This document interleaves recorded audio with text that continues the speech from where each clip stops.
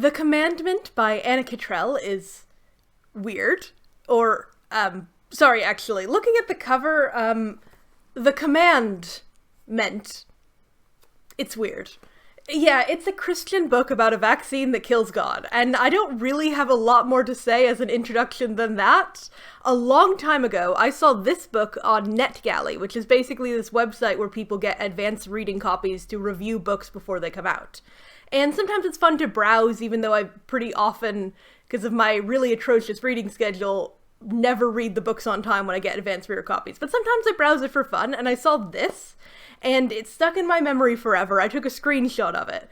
And pretty recently, I realized I'd never read the book, despite looking at it, and I had to break it out. In fact, it was my Discord server, which is, by the way, a very lively place that you can totally join, that cued me in on the fact that I hadn't read this, and the vaccine that kills God is such a powerful premise that I had to dive in instantly. Like, this is kind of a hidden treasure, and it's the kind of hidden treasure I'm all about. I love the classic bad books that we all know. Like, yeah, I know about Onision. He's fine, right? But everybody knows about him. Nobody's ever talked about The Commandment by Anna Cottrell but me. That's incredible, and I'm just so proud to be breaking ground on this incredible story of hot air balloons and God zones and all the other unhinged story beats that are set in what appears to be a society greatly removed by removing God. Let me just read you a beautiful taster quote, okay? Part of him wished he and Briar could find a place like that. A little corner where they could stay together, forever, hidden from view. A secret, safe haven where he wasn't responsible for killing the God she loved so much. 174. In 2050, God is dead and we have killed him. Yay! Okay, The Commandment, it ought to be clear, is a very Christian book from a Christian press. A demographic category I wouldn't read if not for the weird science aspect that this book tries to pull. And pull it does. Like, about 10 years ago, our main character's dad invented the infamous vaccine against God. In 2025, which is very soon, the American government determined that there was no need for Christianity and that Christianity was in fact very harmful. American society had decided that Christians were the biggest threat to peace, and, like, specifically because they hated gay people and abortion and trans people, and they constantly were insisting everyone's going to go to hell. So thus, the government commissioned a man to invent a way to end Christians via a vaccine called SAP, which is short for the Serum to Advance Progressionism. And so peace reigned upon the land.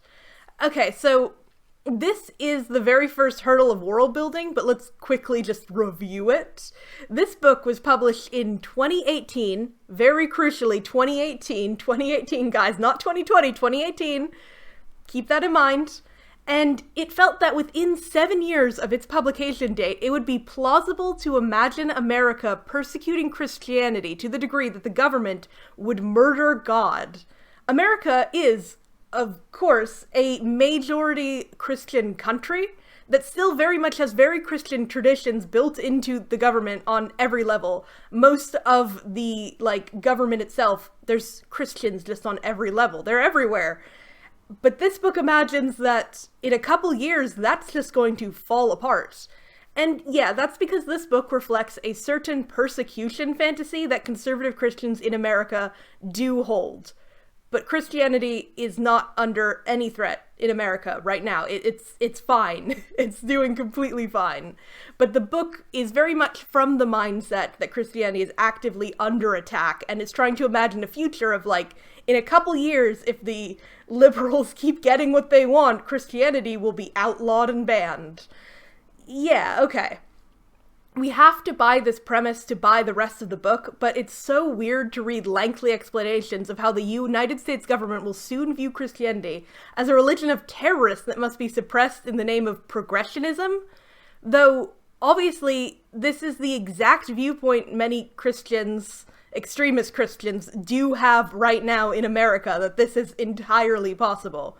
As mentioned, one of the few explanations for why the government would turn so drastically against Christianity is simply, like, human rights. It's never dug into, but vaguely, gay people exist and need equal rights, and that is the reason that Christians are oppressed, wiped out, and nearly all massacred. Anyways, SAP is the anti-God vaccine, and it's not actually a vaccine. There are so many fascinating ideas in this book, both things that you could, like, steal to write your own baller novel, or just, like, bizarre implications and accidental gaps of knowledge that are just laid way too bare. So, in this world, the only true alternate history thing, every human has what are called Agathai in their brains in this book, which are thorn-like clusters of apparently useless tissue. Science has deemed them completely pointless, like wisdom teeth or an appendix. They're vestigial mysteries that can actively harm people who have them. Agathai are described as a mystery, but later in the book we learn that they are far from unknowable. Like, they light up on scans when people interact with the Christian God in any way. Though there's no benefit clearly defined, I guess. To paint them as useless brain bits is so weird. Like, they clearly react to stimuli in a very specific, replicable way. They clearly are doing something. We need to study these suckers. Like, no wonder they're called God zones. And yes, Agathai does mean thorn-shaped. It's like a crown of thorns joke. And I will say, the only thing that I'm going to give the credit to this book of, and what I wanted way more, it was way more like little Christian jokes like that, where the Agathai are thorn-shaped and they're in your brain on either side, like the crown of thorns. I really wish that there were way more just, like, silly little Christian references in this book instead of the stuff I'm gonna get into. So, Christian God. The Christian God, as I keep saying, that's a very deliberate term. A lot of the time I'm just gonna say God, but I mean Christian God. Only Christian God. This book very coyly flirts with admitting other religions are real, but it never does. A few times there's an odd sentence that says, like, Christian God, which is sort of a reminder that we're set in the real world, but they won't acknowledge any other kind of God or any other kind of religion. It's only the Christian God. There's a Bible verse mentioned at one point that has the word Jews, but the implication of other religions, we're just gonna kind of, like, blur that out and move on past it. Like, are we supposed to presume Christians are so oppressed in the future that only they got banned and, like, Muslims are still happily practicing? I don't know.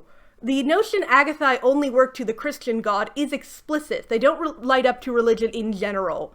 So this is thus proof of God, literally in the flesh. But wait a second, Christians don't even agree on what God is like among themselves. Christianity has so many different sects and arguments and different interpretations. But we have the Agathai. Let me tell you a little bit, here's another quote from the book, about the Agathai, also Agathus being the singular. Let's just read some of the fake science, okay? The job of the hippocampus, with help from the frontal cortex, is to analyze sensory input and decide what's important enough to remember. Information deemed worthy ends up in long-term memory, which is stored in different parts of the brain. The exact reason the Agathus stores information exclusive to the Christian religion has yet to be determined. Despite millions of dollars exhausted on countless studies, the cause remains a mystery. Page 58.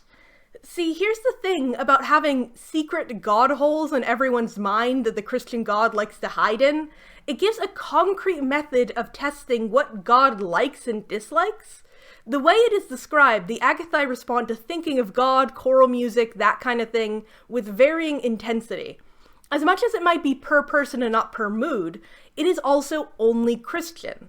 And I think that means that we can finally solve the great schism. Like, has somebody actually ever tried, like, watching something about the saints and seeing if the Agathai light up? Like, we can just test who's canon and who isn't. If we put a Mormon in a scan, let's just see what happens to Mormonism after that. I mean, in trying to write in scientific evidence that Christianity is the only one true religion, the authors accidentally created a horrifying game of asking questions until we learn the exact nature of God based on what lights up his favorite brain spot. Other religions still press a very specific problem too, because the Christian God is sort of a timeshare situation.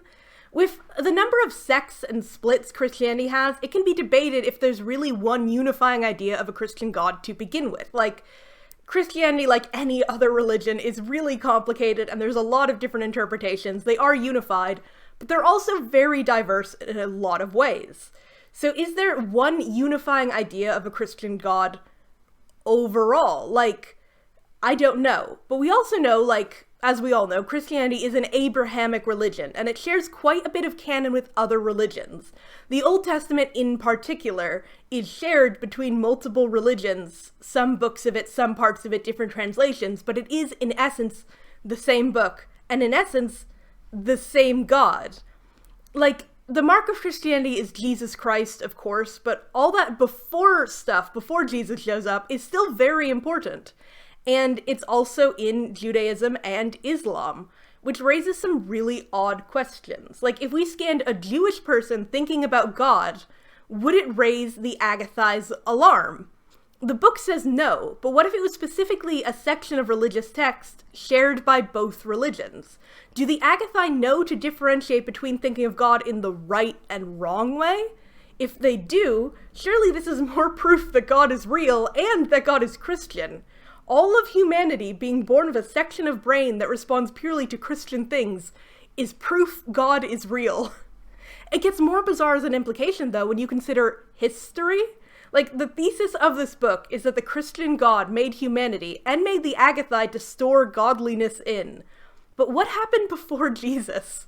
Christianity is still Christianity even when studying the Old Testament, but the biggest definition of Christianity still depends on a belief in Jesus. Was humanity made with Agathai that did nothing until Jesus was born? Did Jesus have Agathai? Or did the Agathai respond to Old Testament stuff in a Bible that yet to have been written, knowing somehow they would later be, like, Jewish-only beliefs? Or did God put the Agathai in humanity only after Jesus died and had his own crown of thorns? Like, do you see how fascinating this is? I'm totally distracted from explaining the plot of the book. I would never just pick up a Christian book and scoff at it being for, like, Christian, because that doesn't interest me. Like, Christians, you are valid. I know, I'm so brave speaking up for the most oppressed demographic on Earth like this, but, like, sarcasm aside, I always try to draw a clean line between making fun of a bad book with weird ideas and just the notion of religion and Christianity. There's nothing actually wrong with any of that or any religion as a base idea, obviously. I'm not interested in picking up a book for a demographic I don't belong to and reading it just to hate on the demographic. And I'm not interested in picking up books that simply offend or annoy me and nothing else. What fascinates me about The Commandment and why I picked it up is because of how strange it is. Science and religion can very much go hand in hand, but this book takes such bold steps to clearly define religion through science and then cowers away from confronting that. Okay, so please consider a God vaccine. It's so ludicrously delicious of an idea. A vaccine is, after all, typically made of dead or alive cells of the thing you are fighting. But calling it wrongly a vaccine, the book implies that somebody found God and stole his cells. Like, that's amazing, and I want to read about that. Someone found God's corpse, and Christianity is able to be fought like a disease? What? As a lot of people pointed out when I pick up this book, the whole thing is also oddly dismissive of God himself. It implies a world where an all-powerful God can be vaccinated against, like the flu. The premise, which I'll get to, has this, like, lead who is immune to the God vaccine, positing the idea that God is like this sneaky weasel who climbs into your God zone to hide unless you wall it up with sap first. At one point, the lead imagines God as a shriveled up corpse in her head, dying in her God zones, also called Agathai. It's an amazing passage. Briar squeezed her eyes shut and concentrated on the quickening. It was no use. She couldn't feel anything. If she really tried, she thought she might sense what used to be the Holy Spirit, dried and shriveled up inside her. Maybe she didn't need Lucas's abstergent after all. She'd starved the Spirit of God to death all on her own. 208 to 209. Like, this is Fantastic stuff. I love that image so much. The shriveled up corpse of God is lurking in my head in his secret little hidey hole.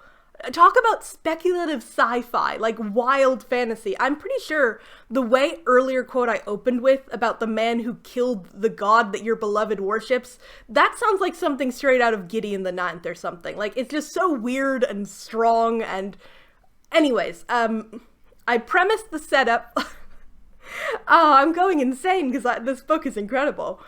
I promised that the setup would get a bit weirder, and I'm not done talking about the setup. So let's talk about sap and flesh cards. Flesh cards, that is. And sap. So sap is the anti-God vaccine, and it's not a vaccine at all. Rather, it's a temporary blocker of God, filling in your God zone so he can't, sneak in there. This is already hilarious, but rather than simple, booster shot that you get every few months, sap drains at different rates per person and per activity. Exposure to people without sap talking about God can lower your sap levels as God tries to, worm his way in there. The average refill time is every 6 months, but there's some nearly quantifiable way now to track how strong God is by how he drains your sap.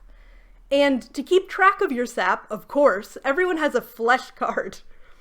Flesh cards are just microskips under the skin, but given a way more Cronenberg name that just delights me. And they're also, of course, buried under the skin of your right hand, in a sort of a mark of the beast situation. Of course, just wanted to point it out. All of the science to quantify God is amazing, sort of undermining the entire notion of God as a divine, unknowable source. We do know God. He took 2% of my sap supply last time he visited. Sap in the system equaled no religious absorption. It wasn't rocket science, it was medical science. Something his brother knew a thing or two about. So why was it so hard for Castor to understand? Gatlin had a flicker. Castor spoke so quietly, Lucas barely heard him. A single blink. For a fraction of a second, his Agathai lit. It was discovered during his most recent brain scan.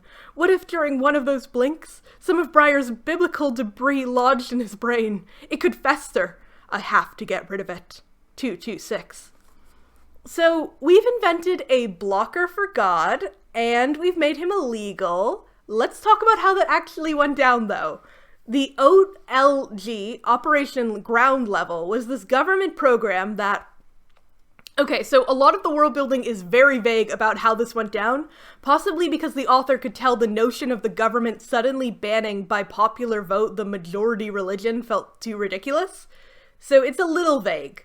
The OLG, also called the Commandment, has banned Christianity and heavily monitors everyone via their flesh cards, collecting free data on location and bodily functions beyond monitoring mandatory sap injections. Getting sap, by the way, is called leveling, to add even more terms. So getting rid of God is called being level, and if God's still in there, you're unlevel. And OLG's first nefarious step to power, I mean, you can guess this, right? We all can guess how this goes down, okay? The dreaded post office. Operation Level Ground maintained a no-tolerance policy when it came to Christianity, and everyone knew it. The organization had long ago integrated the United States Postal Service, and now they owned cyberspace. The OLG surveilled every email, video stream, blog, social media site, text message, phone call, and all other means of electronic communication known to man to ensure nothing slipped past. Page 3. Some people are mysteriously immune to sap, though, like our lead girl, Briar, who I'll talk about soon. So they are put on full house arrest, complete with this clunky ankle monitor until they turn 18, at which point they are shipped to the ARC, also known as the Alternative Research Center, until they are cured and safe to mingle in society. Alternative Research Center, by the way, is the most suspicious name I've ever seen for something that pretends to be a luxury health spa for curing Christians. It's so clearly evil. There are some obvious contradictions here, that will be a running theme though. Sap does drain when exposed to Christianity, but it is also said to make people forget God and become immune to conversion, at least while they have sap. The notion of house arresting people immune to sap makes no sense because it presumes God is indeed an infectious disease the immune have no control over spreading. Surely, in a world where Christianity is banned, very few sap-immune people will actually be Christians at risk of that.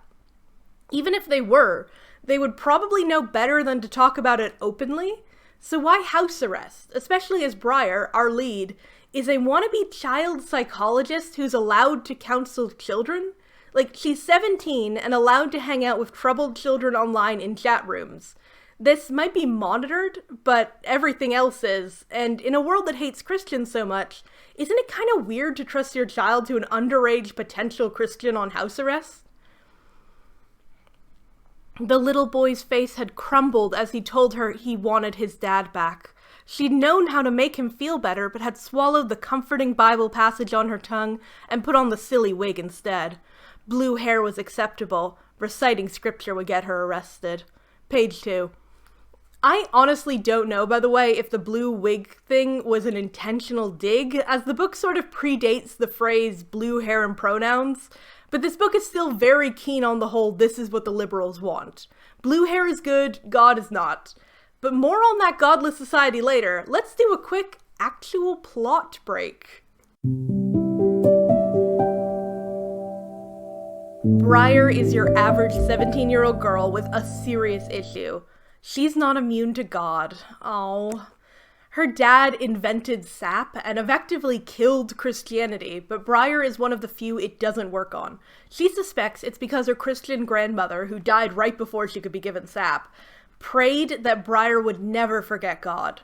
Briar has thus grown up in house arrest, getting yearly injections and tests to no result, and as she turns 18 in a few weeks, soon that will end. The doctors tell her she'll have to go to the Ark for further treatment, a place that has tons of ads showing it as a luxurious day spa for sap-immune people to be rehabbed. You'd think if such rehab worked, they'd give it to under 18s, but no one questions this obvious lie, except Briar's mother. Briar's mother, as the wife of the sap inventor, knows that the Ark is all a sham, and, truthfully, a prison for Christians to be experimented on and tortured. She will not tolerate her daughter going there. To hit the brakes immediately, because of course, it does seem odd the most important man in the history of the world, the man who killed God, has a daughter in this situation. You'd think he'd be the best equipped to falsify her records or get an exception. We know precious little about Mr. Godkiller, but he commits suicide a few months before the book happened for reasons that are never covered again. It might be assumed that it was regret that, like, God snuck in very late and got to him, but it's brought up again once and just abandoned. What we do know is he surely, on some level, helped founded the Ark, the Christian torture zone, and thought nothing of it. Neither did his wife. In fact, his wife seems to protest the Ark only on the level of her daughter going there. My daughter will not go to the Ark. Not as long as I have breath in my lungs. I am aware of what goes on in that place, Doctor, she said in a determined whisper. If you go through with this nonsense, everyone else will be aware too. I have documentation and plenty of it. Restricted reports, videographed patient and staff interviews, hidden camera footage, audio recordings.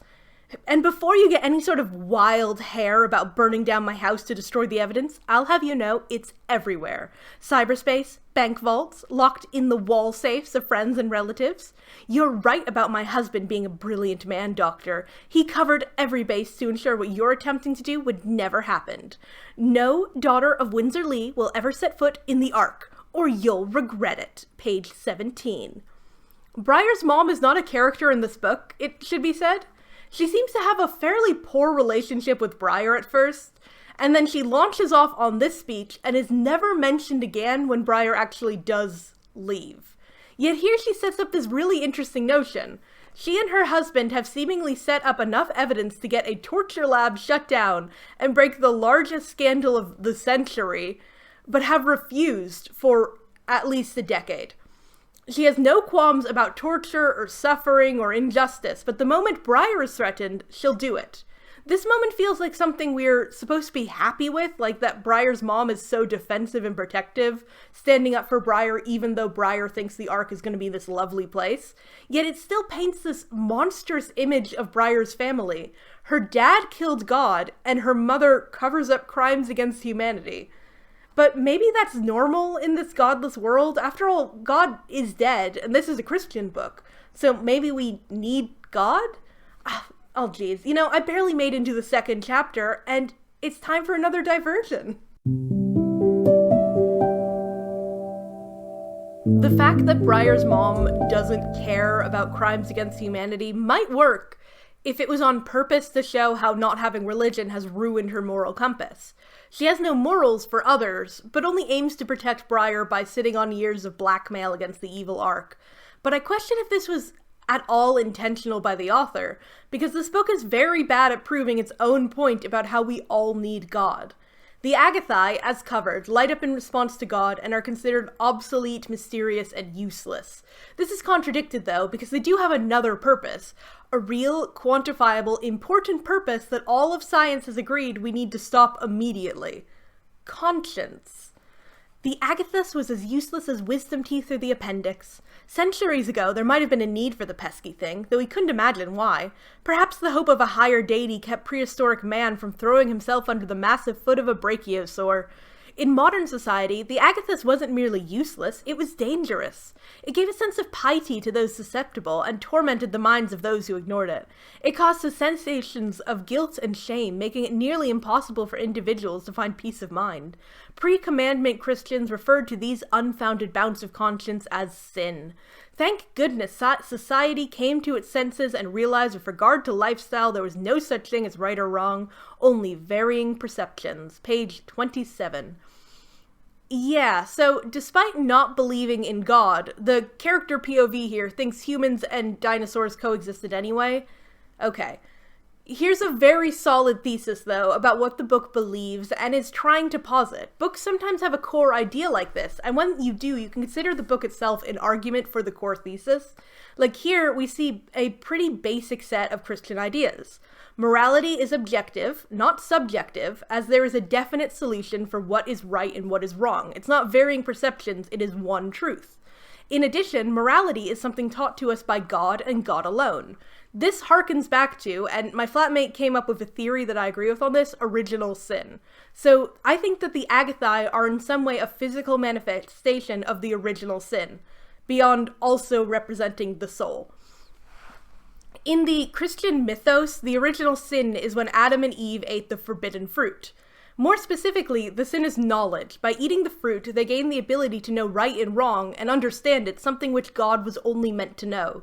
The first sin of disobedience and forbidden knowledge marks the first humans and is passed down through all of humanity. Jesus, however, shows up and dies for all of humanity's sins, including the original sin. Thus, if you accept Jesus, he has died for your otherwise unwashable sin and you can go to heaven. Otherwise, no matter how good you are, the inherited sin makes you go to hell. I should, of course, note that Christianity in particular has a lot of sects, so there's not really one correct answer to what is believed and what things in the Bible mean, but this is the interpretation that we're gonna go with for now, because I think it makes sense, okay? The Agathai, our original sin, is sort of an odd theory on the surface, but it makes a lot of sense. After all, we're told that the Agathai are proven and correlated to feelings of guilt, shame, and conscience, the very things the forbidden fruit taught Adam and Eve. These feelings of guilt and shame and conscience are some of the top feelings for Christianity and represent the idea of morality, that we inherently, know what God does and that we know what is right or wrong. And part of our soul can always tell that. Guilt exists to tell us what is wrong, and what is wrong is objective across context in the Christian viewpoint. So when the Agathai are blocked by sap, the result is society relying on varying perceptions rather than an idea of an objective truth. A quite popular idea that you'll see by Christians sometimes is that there's no morality without religion, in particular Christianity. The notion of us, using anything but God to decide morality can be seen as offensive, as brought to extreme circumstance, it might lead to something like someone marrying a dog is morally okay because they feel like it. This ties with the conservative American thought that is present in this book too. You know, it's not an accident that SAP is the serum to advanced progressivism. After all, like, progressivism is honestly kind of just like this myth. It's a talking point term to vaguely sum up the idea of societal change, social justice, pretty much anything new. It's social liberalism and the tenets of respect. It's when you put politics, like, after identity, it really isn't anything but the idea that, like, new things and society is changing and that's scary, oh no. I'm not here to debate politics. I really only want to talk about killing God and God vaccines, but this vision of society is really important to just discuss the book on a whole, okay? It's crucial to the commandment that morality only exists with the deity giving orders rather than a complex web of empathy and history and critical thought, and that deity better be the Christian one, by the way. Morality is really, really complicated while also being pretty simple. I honestly get, like, the slapback instinct that people have to vast societal changes that we've had over the years. It's true that with the internet taking over so much, social change has accelerated much faster than it has in the past. And to a lot of people, that's kind of confusing and weird because if you weren't originally knowing about some of these societal changes, it seems to come out of nowhere and feels malicious or a surprise or just, it's a little bit unsettling, and I completely understand that. And, I mean, yeah, there's tricky to do that. Like, there is such a thing as too much things. There's people who are doing societal change, they're doing it the wrong way. There's all sorts of problems that exist that make it a very confusing state, and I understand why people have issues with that. But overall, it really is about respecting people who do no harm, helping and listening whenever possible, and so little of it is also actually that new, it's just new for you. I get why I've had comments complaining that I still use trigger warnings on my YouTube videos, because it's true that that can be a mixed bag. There's perspectives on it as spoilers. Sometimes I think it might be linked to the ideas of responsible and unreasonable adjustments, but mostly though, I think it's a nice thing to do for people who have suffered trauma to give them a few seconds heads up.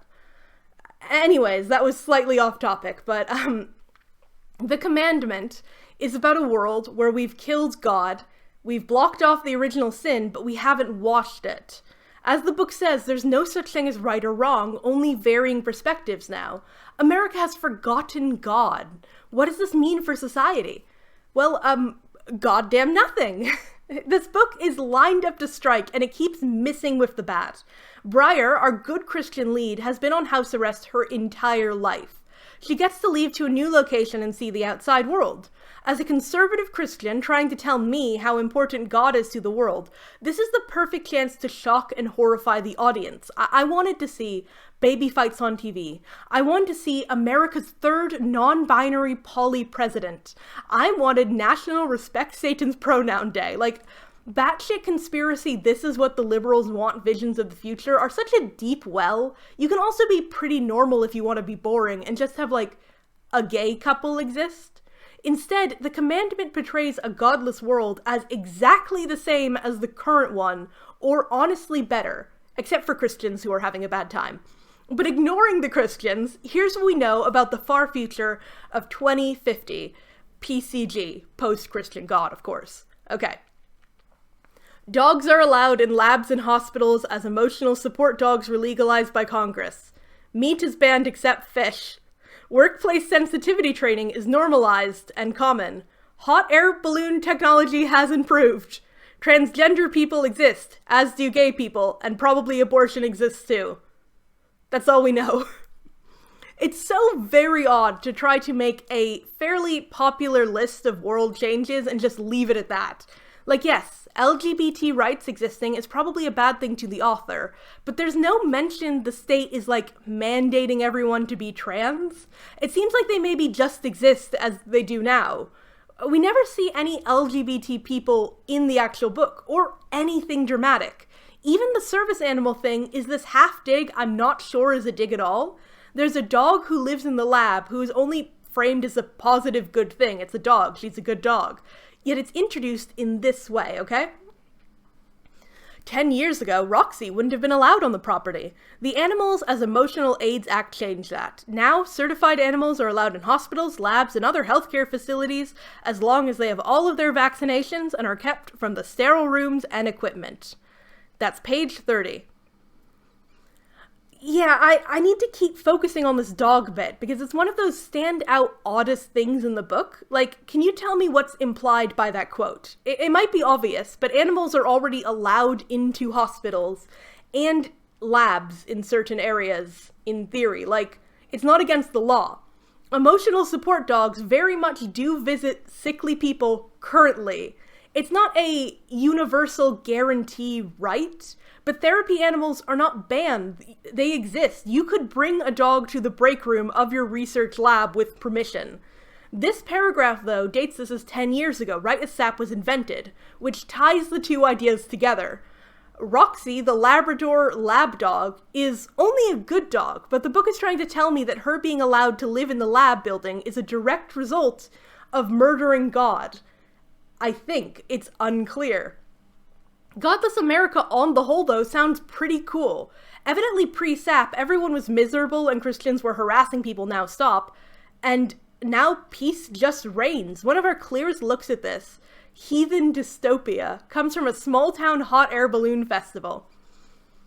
Children giggled and squealed, some chasing one another through the throng of people. Shoulder to shoulder, people from all walks of life chatted excitedly about the festival, some recounting what they'd experienced at other balloon exhibits, some talking about what they hoped to see today.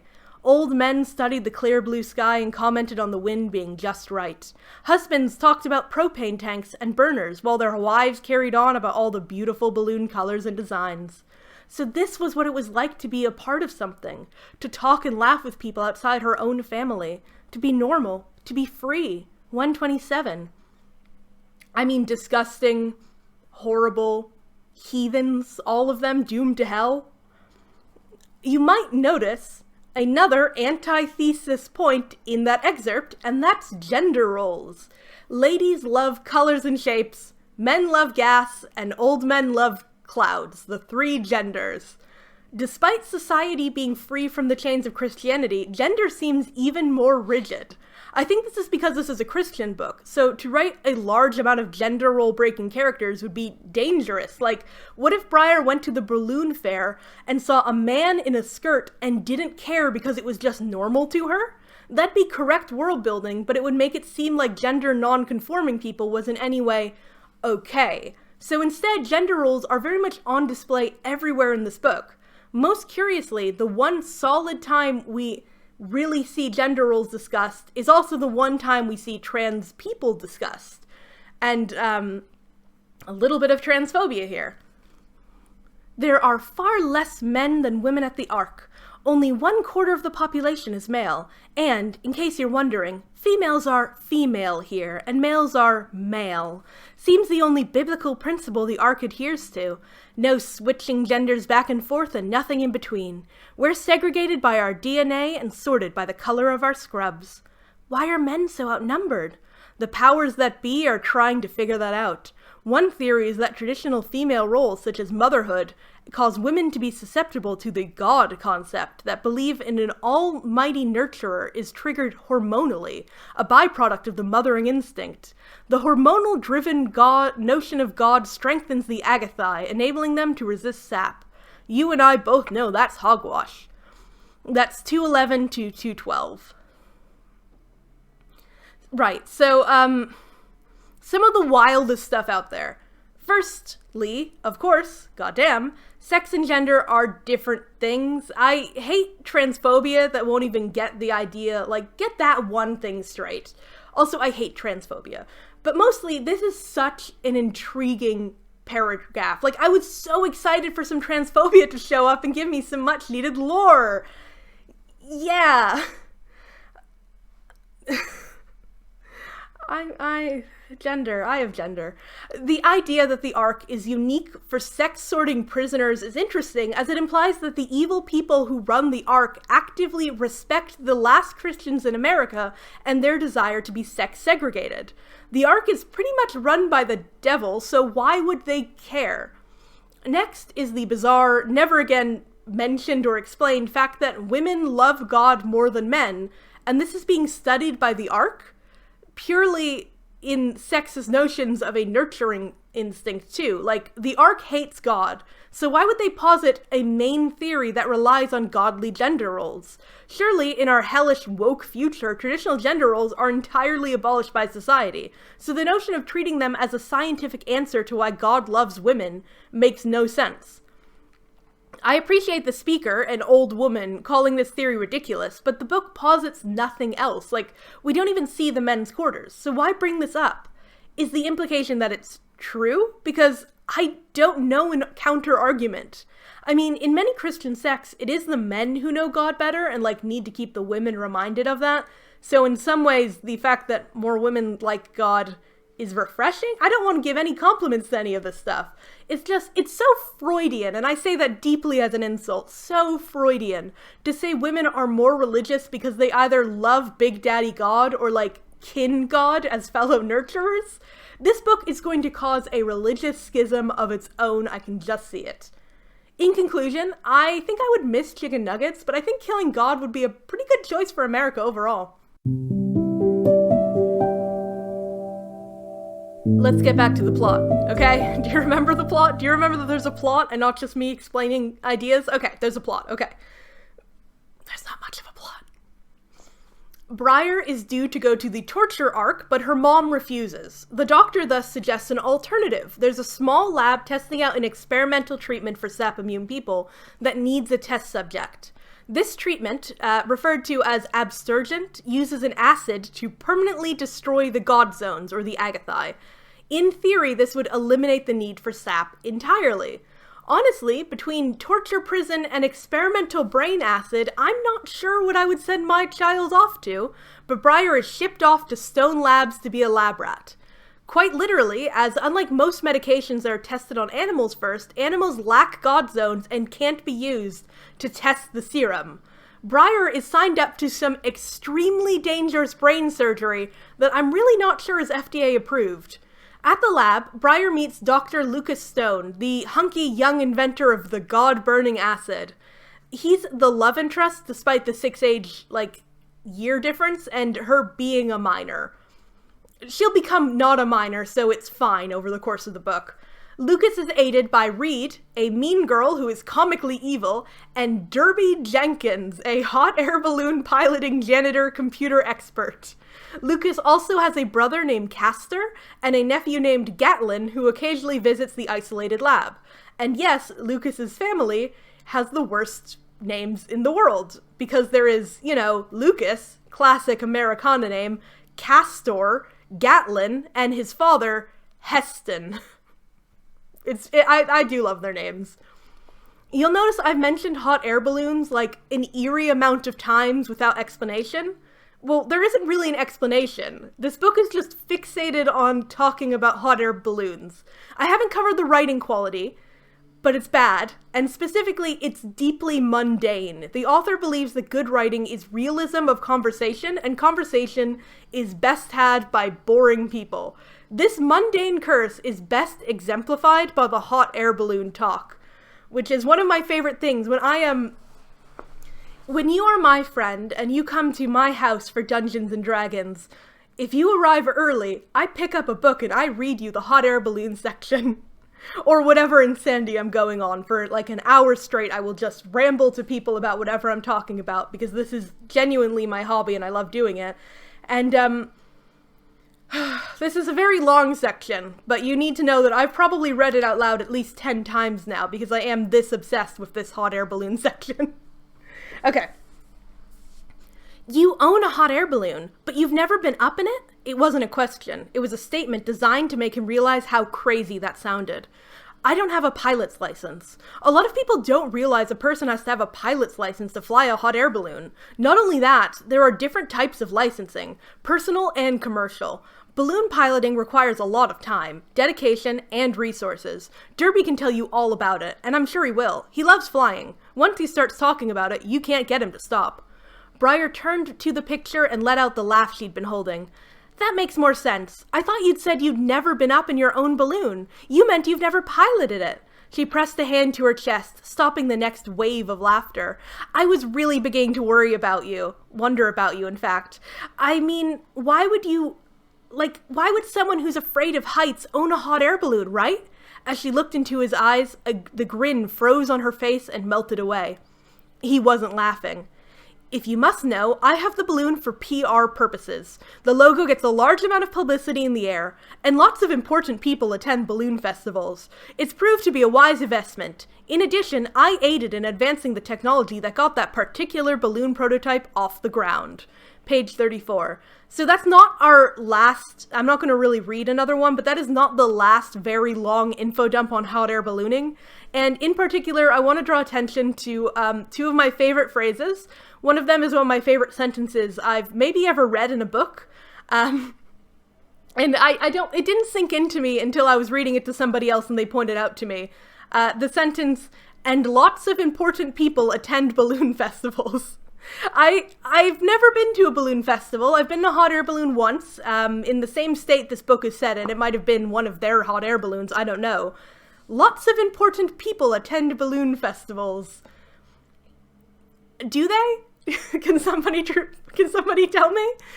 The other sentence I really love in this is, I aided in advancing the technology that got that particular balloon prototype off the ground.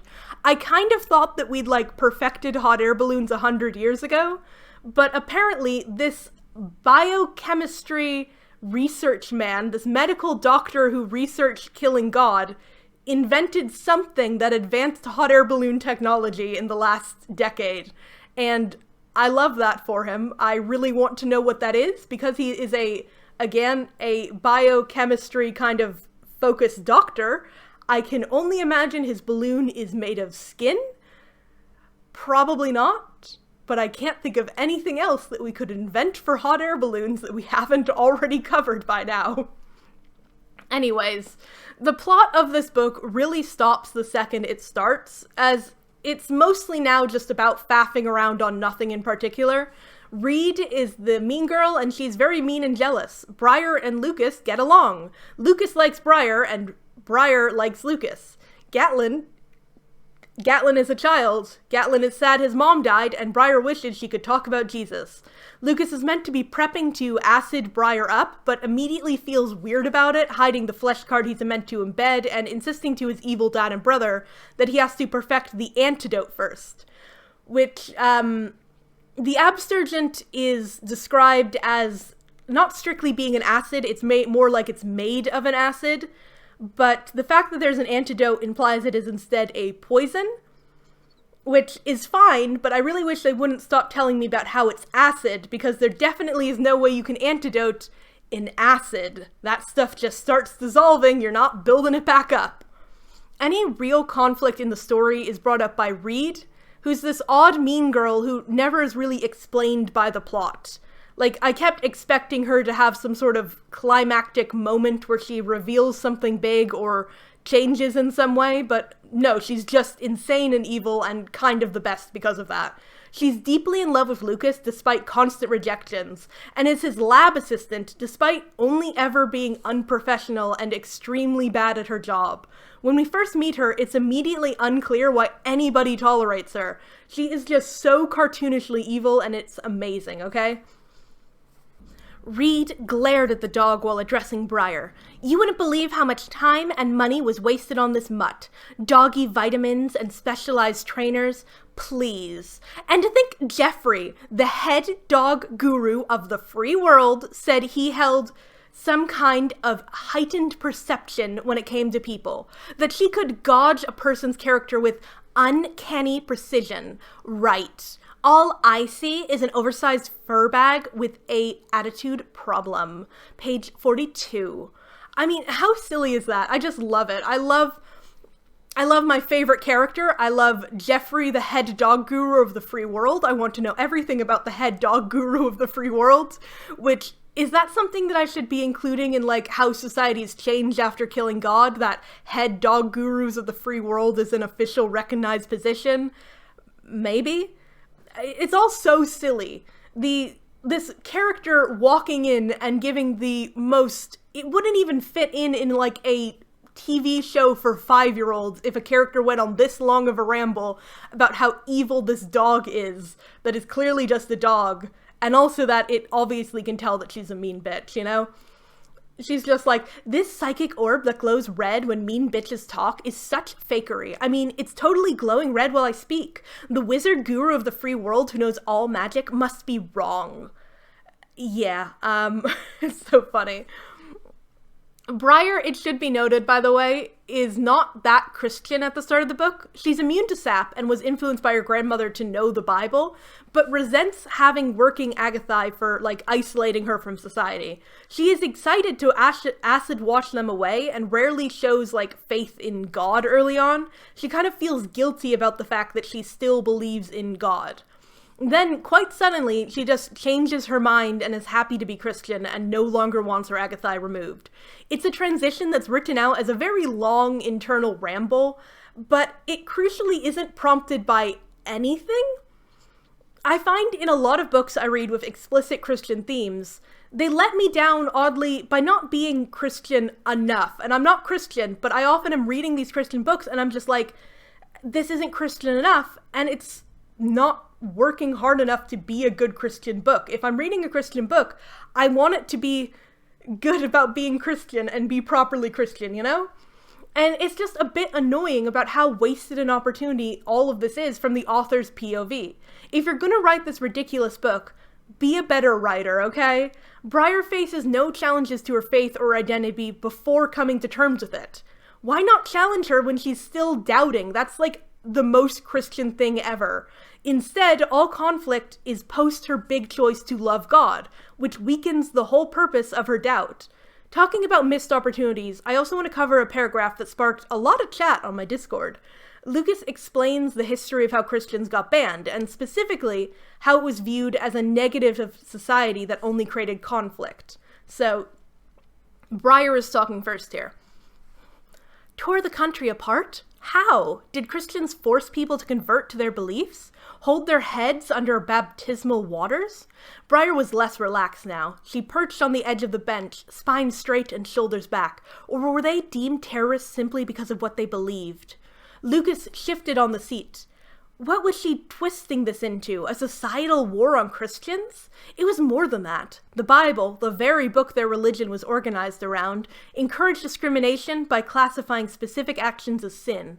Homosexuals, for example, are lumped in with liars, murderers, and slave traders. 1 Timothy, chapter 1, Briar said, barely above a whisper, page 60. Our first order of business with this excerpt is probably just to note, yes, they did. Christians quite famously have forced people to convert, including forced baptisms, countless times and places all over the world.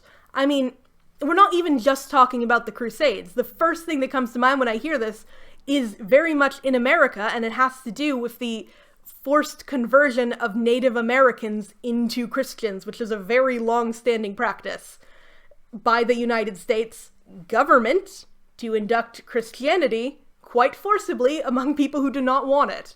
So, first order of business, yes, they did. Obviously, though, it's not fair to deem a religion by its extremists, but this book just doesn't note that.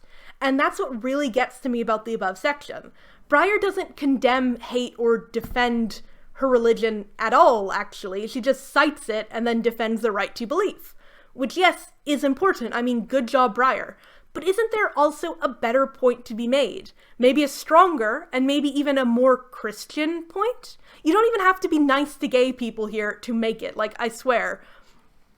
Briar should have said that people who did evil crimes under the guise of being Christian weren't truly Christian, because the basis of Christianity is loving your fellow man and loving God, and that it's unfair to dismiss all Christians as terrorists because some bad people misused the label.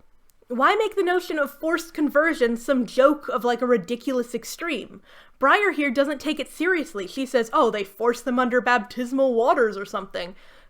Yes, they probably did, but also that doesn't justify banning them, Briar, which you should probably say rather than just quoting the section where gay people are compared to slave traders. And that's not the point of Christianity. That is something that you can say is unchristian, as a way to strengthen the idea that Christianity should not be oppressed and is a good thing. Like, the obvious underline of the book, and the reason it can barely support itself as a Christian book, is that it's a Christian book for a Christian audience. The Christian God is very much real, and Christianity is the one true religion. So Breyer doesn't need to make a wise point that makes any sense, as the Christian audience knows Christianity shouldn't be banned. Framing it as any more complicated than black and white, or broadening it up to respect for all, contradicts the core audience too much, you know? It's the same reason the book toys with but refuses to acknowledge other religions. It's a plot hole to, like, us, but to the intended base, it's just rather not worth thinking about. Like, other religions are fake. They don't get God zone, so whatever, end of thought, we don't need to consider them.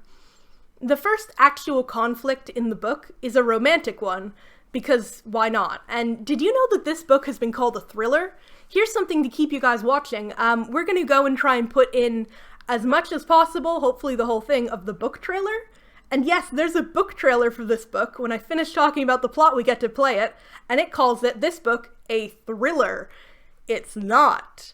It does thrill me with the choices it makes here, though, and all over the place. Breyer, now feeling very Christian, expresses doubt about having her Agathai removed and talks to Lucas about it. She's feeling very anxious and unwell. Lucas suggests taking a sedative to sleep, and she refuses, saying she doesn't like taking medicine. Lucas goes to get her some tea and immediately bumps into Reed and tells her everything Breyer said to him about all of her, like, personal doubts and problems. Not cool, by the way. Reed, because she's an evil mean girl, suggests drugging Breyer anyway so she can sleep, and Lucas just does. The next morning, Reed gleefully reveals this, leading to a big fight. Obviously, it drives them apart. So, yeah, here's a section where, after Breyer confronts Lucas, being like, "You drugged me without my consent." This is his internal thought process as he paces around a dark lab. Try to really picture what he's doing in this one, because he says some things out loud, some things internally, and he's in just a dark, empty laboratory the whole time. So just really try to imagine this, okay? Breyer accused him of slipping what had she called it? A Rudy? A roofie? Lucas slapped his temple. He was the doctor, for goodness sake. He should know drug slang better than a girl who'd been under house arrest for most of her life. A rookie? Does it even matter? Lucas demanded from the empty room. He stood and slapped the pane to the counter. Whatever the street name, it's a date raid drug, okay? Some type of amnesia-invoking muscle relaxant from the benzodiazepine family, I presume. He rolled his eyes. And she strongly suggested, obstinately insisted, that I slipped it into her tea. He paced the white tile, inhaling and exhaling out of flared nostrils. A traitor. That's what she'd made him feel like. A schemer. An opportunist. Some kind of pervert, he muttered. She'd been so anxious last night. So distraught. He'd only been trying to help her get a little rest. How could she think he would intentionally harm her? You betrayed her trust, Dr. Tactless. 108. I just can't believe that this Christian romance features a prominent act of non-consensual drugging. To pick up the actual book, so, it's really amazing when I tried to hold this up and it won't focus on it, so I don't know why I tried. There's a little logo in the corner that says family-friendly fiction. I'd like you to keep that in mind regarding everything in this book, okay? This is family-friendly non-consensual drugging in a romance plot, okay? To Lucas's credit, his really long monologue, it ends with him admitting his wrongdoing. He does think to himself, oh man, Reed made me do it, and then he stops and he's like, no, Reed suggested I do it, but I still did it, and I have to take fault for my own actions. I can't just blame it on anything but myself and my stupid choices. So, props to Lucas. But it's still a really drastic plot point that is then quickly forgotten, with Lucas never actually apologizing. He never says anything of like, hey, I messed up. He makes amends to her, but without ever addressing the original problem. That's not great. Breyer, meanwhile, is faffing about being more and more Christian than ever. She decides to stealth convert the 6-year-old boy Gatlin. He's sad that his mother died suddenly a few months ago, and he's scared that she's gone and rotting in the ground. Enter Briar, who has a tiny secret Bible hidden in a stuffed lamb. She reads him a bit and explains what souls are in a scene I was genuinely quite upset by. Beyond the in-universe stuff of being extremely illegal and actively, the same as giving a child a potentially deadly disease, converting a child in secret from their parent is deeply scummy. Kids that young... Okay, look, no offense, kids that young can't really grasp religion as a whole. They're not that developed mentally to fully comprehend it. They can understand the idea of God, but I would say that a deeper understanding of religion and all of it means on a much farther level, that comes as you grow up. And it's fine to grow up in a church and be given room to then think about it as you get older and make your own decisions about your religion and things. That's just a healthy, normal way of dealing with religion.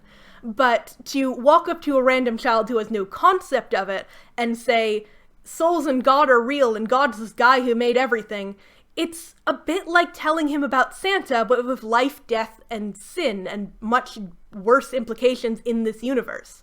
I also really hate this because cutting a very long, short story just very short, very one-off here, it kind of happened in my family, where an acquaintance took advantage of alone time without permission to introduce Christianity to a relative with a learning disability. That is my short version of that, but the notion of stealthily converting without asking permission of a parent, if I know this sounds really rough to explain, and I know that I'm going really off my script here when I'm trying to just explain why this honestly really upset me, this scene of her just talking to a child about God being real. And it very much is the fact that if a parent wants to become religious, they get to go and decide to become religious and convert. It's not something that accidentally happens. They might then introduce their child to that or take their child to them. If you, as an adult, have alone time with a child in terms of an after-school activity, something like that, and you introduce them to religious things and tell them this is all 100% true, and in this case especially, it's don't tell your dad I told you this, always worrying. But even when it's not, and it's just like, here's this, and then the child comes home and is like, Dad, why didn't you tell me God is real and he's Christian and Jesus exists? You are not allowed to do that as a random stranger. And it's very upsetting to go through as well in terms of, like I said, I have a family member with a learning disability who similarly is not able to properly take care of themselves in a lot of ways and doesn't fully comprehend a lot of things. So to walk in and introduce the idea of sin and God and Jesus and all of these things without any sort of permission, introduce the idea and then just basically leave for the family to have to deal with that and confront it. It's not cool. It's really scummy. You should never do that. I hope no one here is thinking about doing that. I don't really know what kind of person does that, but it deeply annoyed me. I also dislike the notion of a child in grief being entirely broken unless Jesus is introduced. This is another thing that is in this book twice, where way earlier there's the blue hair instead of Jesus quotes, and here Gatlin is 6 and he had his mother die and he's really upset because he thinks that his mother is rotting in the ground and doesn't exist anymore, and that he's so upset by it. And the only way that he finds peace is when Briar comes and says, Jesus is real and your mother had a soul and she's in heaven. And I really hate that idea, because speaking myself as a child, I lost a parent at a very young age, and I did not need religion to cure me, but the betrayal in this book is that a child cannot come to terms with great ideas like death and grief unless it's through a religious lens, and I find that really troubling. Okay. My personal stuff aside, I was quite annoyed, genuinely, by the whole scene. Reed walks in on Briar reading the Bible to Gatlin and reports her. Lucas doesn't do anything about it, but Castor, Gatlin's dad, is extremely angry. As Briar's 18th birthday approaches, so does the deadline to get her brain acided up. Lucas puts it off and takes her to a balloon festival for some reason, and the balloon festival also has adult prom afterwards. Then, for her birthday, he disables her ankle monitor so Derby can take her on a hot air balloon ride. Derby, however, is in love with Reed, who is working with Castor. Reed and Castor have then manipulated Derby into hot air ballooning, kidnapping Briar to Jesus Jail, aka the Ark. I should probably note, I don't know a lot about hot air balloons. They're not exactly easy to drive. They don't really... You go with the wind, not directionally. In this case, maybe the advances in hot air balloon technology is that this one has a motor because he just can land it at the runway for her to get on a plane. Reed, meanwhile, is fed up with Lucas constantly delaying the absurgent and says this, which I wouldn't normally mention, just this random thing. It's not that important that Reed is extra annoyed that Lucas keeps putting off the absurgent, except she phrases it like this, okay? Her research is complete. All that's left is to administer the absurgent, but you never will. You'd say anything to preserve that virginal brain of hers. You're supposed to destroy her, Agathai, not protect them. 175. Virginal? Virginal? Whatever. That still is just her virginal brain. Her virginal brain. That virginal brain of hers. That virgin brain. Meanwhile, Castor has decided to test the absurgent on Gatlin. Instead, on his own. Castor has medical training, but that is different from brain surgeon training. Castor has been working as a financial officer for like 5 years or something, and he decides to do brain surgery on his 6-year-old son. His medical training also probably didn't prepare him for experimental acid washing the brain of his 6-year-old son. Here's a quote about that. Little Gatlin, lifeless on the exam table wearing only a pair of boxer shorts, his wrists and ankles restrained. Castor leaning over him, gripping a cranial drill, 225. So, what's that saying that I really can't place? Somebody says it once. There's a lot of things you just revealed that you know very little about. Brain surgery patients aren't stripped down. You change into hospital gowns as you do in any medical situation, that's it. And they aren't restrained either. Brain surgery is done on both unconscious and conscious people, but pretty often it's a semi-conscious sedatives, as one of the best ways to make sure nothing goes wrong while you're touching the brain is to rely on active patient feedback. Yeah, you're semi-conscious to fully conscious when you have brain surgery a lot of the time. Fun fact. But that is honestly the best way to do it, and the brain doesn't have pain sensors, so it's fine. This weird backroom brain surgery the father is performing on his son, it's deeply incorrect. As Lucas and Castor square off, Castor says this, okay? Sap isn't enough anymore. The drill trembled in Castor's hand. I don't want his Agathai numbed. I want them dissolved. If God gets inside, Catelyn will be aware of sin, of his inability to measure up, of the fact he needs a savior. Castor's hand shook harder. The tip of the drill bobbed against the little boy's temple. 227. It turns out that Castor is immune to sap and projecting onto his son the sheer misery he feels from catching this Christian disease. This speech, though, does reflect a certain mindset you can see Christians in turn project onto non-Christians, that internally, everyone secretly must know that they need Jesus and they suffer from constant guilt from not being on the right path. I really don't get the Christian obsession with guilt, by the way. It's not healthy to feel guilt, pain, and hate for yourself nonstop.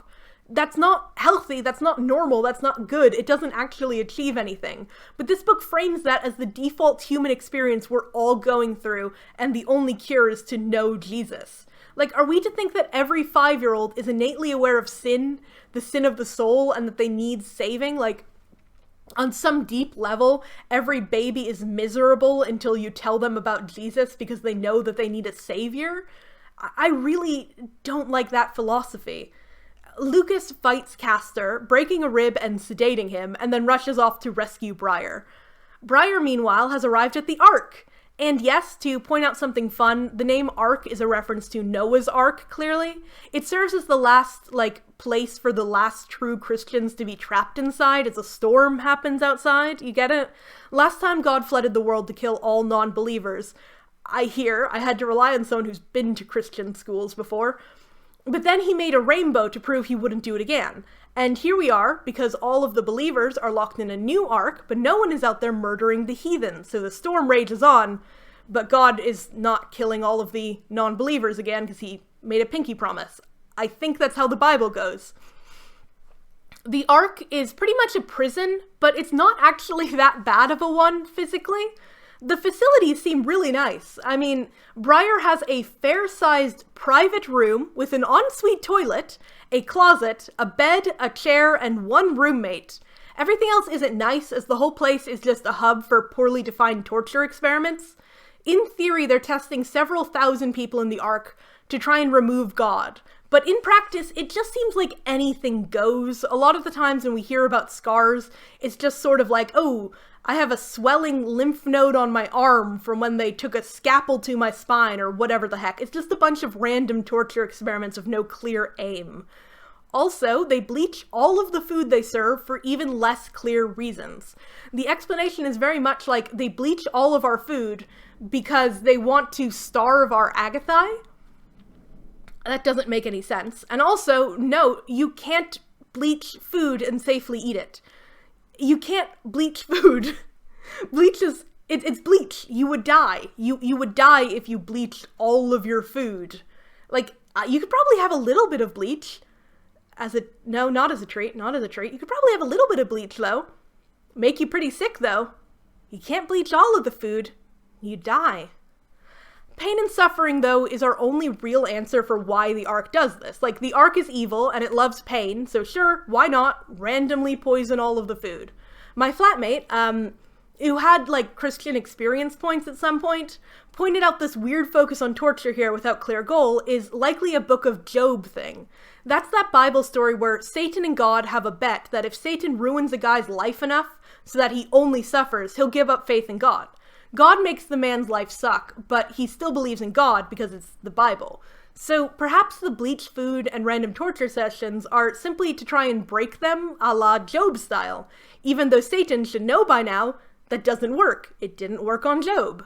The Ark would be far better, like, given senseless luxury and plenty of sinning opportunities. Like, we all know the best way to corruption is laziness and nothing to do. And as the last Christians, surely Satan would love to own them. Like, this torture won't make them any friends. Like, what is the Ark even doing? Do we know if the Ark even wants them to hate God? Like, actually, the answer to that is yes, as we learn in probably my favorite scene of all time.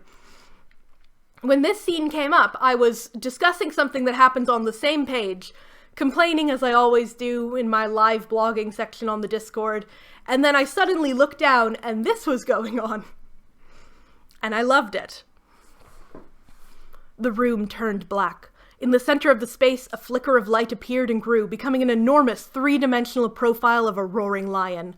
Then the lion was gone, replaced by a plethora of images changing so rapidly Briar could barely tell one from another.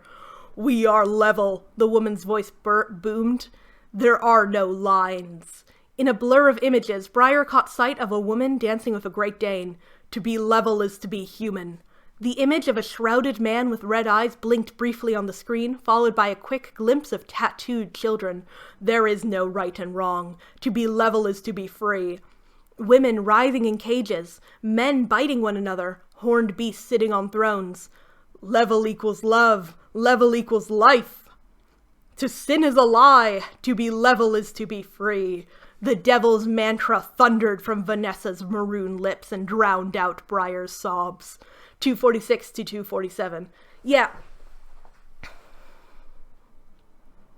Once a week, the Ark makes everyone watch a slideshow of sins while chanting vague mantras.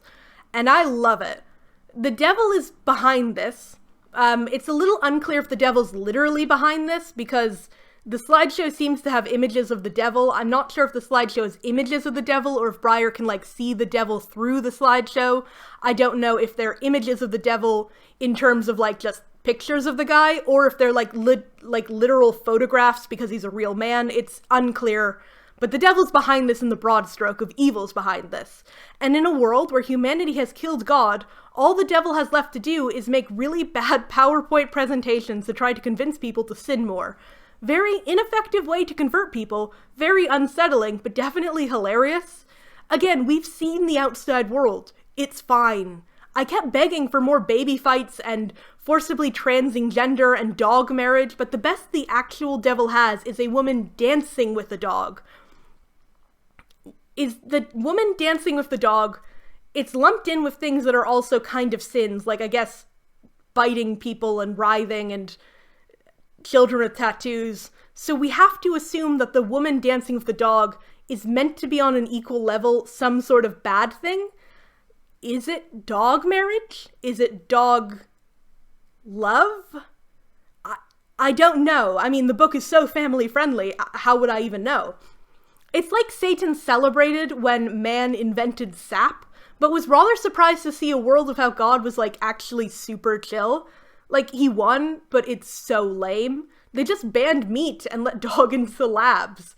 So he's resigned to taunt the last Christians with some photoshopped images his secretary made for him. Briar in the Ark learns thousands of people have died in here over the last decade, and no one has ever left. But this revelation is extremely late coming, since we first heard that at the very start of the book. Briar's mom literally says exactly this, but this is treated as a big reveal. It's so strange because it does raise some very obvious questions. The Ark has been operated pretending to cure Christians for years, but everyone who goes in never leaves and dies. The book says the Ark tells families their relations died peacefully in their sleep, and then they cremate the ashes for them. But how would anyone accept that? Very few people ever go to the Ark, but enough that there must be a support group out there for families of sap-resistant children. I mean, it's something like, it's ridiculous I'm remembering the number. I think 2,000 people died, and I think maybe about a total of 10,000 people have come in the last 10 years. Like, it's not a huge amount, but it's quite a large amount. It's very weird to imagine sending your otherwise healthy 18-year-old who's resistant to sap to the Ark. The Ark pretends to be a luxury spa, but you're not allowed to communicate with them at all. And then a year later, you're informed that they died of natural causes in their sleep. Oh, and we pre-cremated their body for them. Like, if I'm sitting there as a parent or any sort of friend, family member, anything, I'm like, my friend was 19 years old? What kind of peacefully dying in the sleep are you talking about? Like, what are they doing there? It's so obvious that the Alternative Research Center might be a front for something else, but apparently not, okay? Briar also never gets experimented on, which I was really disappointed by. We hear all about this horror, but the book is very shy to make her suffer. She doesn't have any, like, nasty scars or pain. Except, finally, a week in, post-Lucifer's special movie time, Reed shows up to drill a goddamn hole in Briar's head. For entirely unclear purposes, Reed has stolen the Abstergent and a drill and followed Briar to the Ark purely to force her to take it. Reed's motivations in history are never expanded on at all. I assumed, like Castor, that she'd be full of self-hate for secretly loving God, but no, she's just some mean bitch, and we love her for that, frankly. So jealous of Briar, she literally arranges to perform forceful brain surgery on the girl. Like, Reed, honey, Lucas still isn't gonna text you back after you lobotomize his crush. I think you need to move on.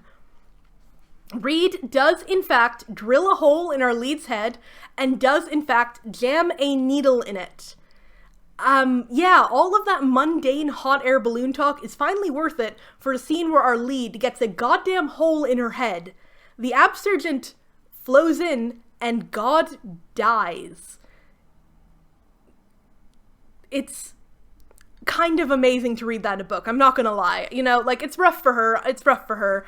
Not to sound like some sort of horrible, godless heathen who loves pain and suffering, but it was pretty incredible to read a sentence of just, like, they drilled into my head and stuck a needle in it. It's pretty wild. It's also true that Reed has medical training of some kind. She's certainly a qualified research assistant, but the fact that she's able to safely drill through a skull, fine, and then correctly aim the needle to put the Abstergent in is remarkable, because I'm pretty sure that's something that you could very easily mess up, and she does not. Because God dies. Let me read you a quote about God dying, okay?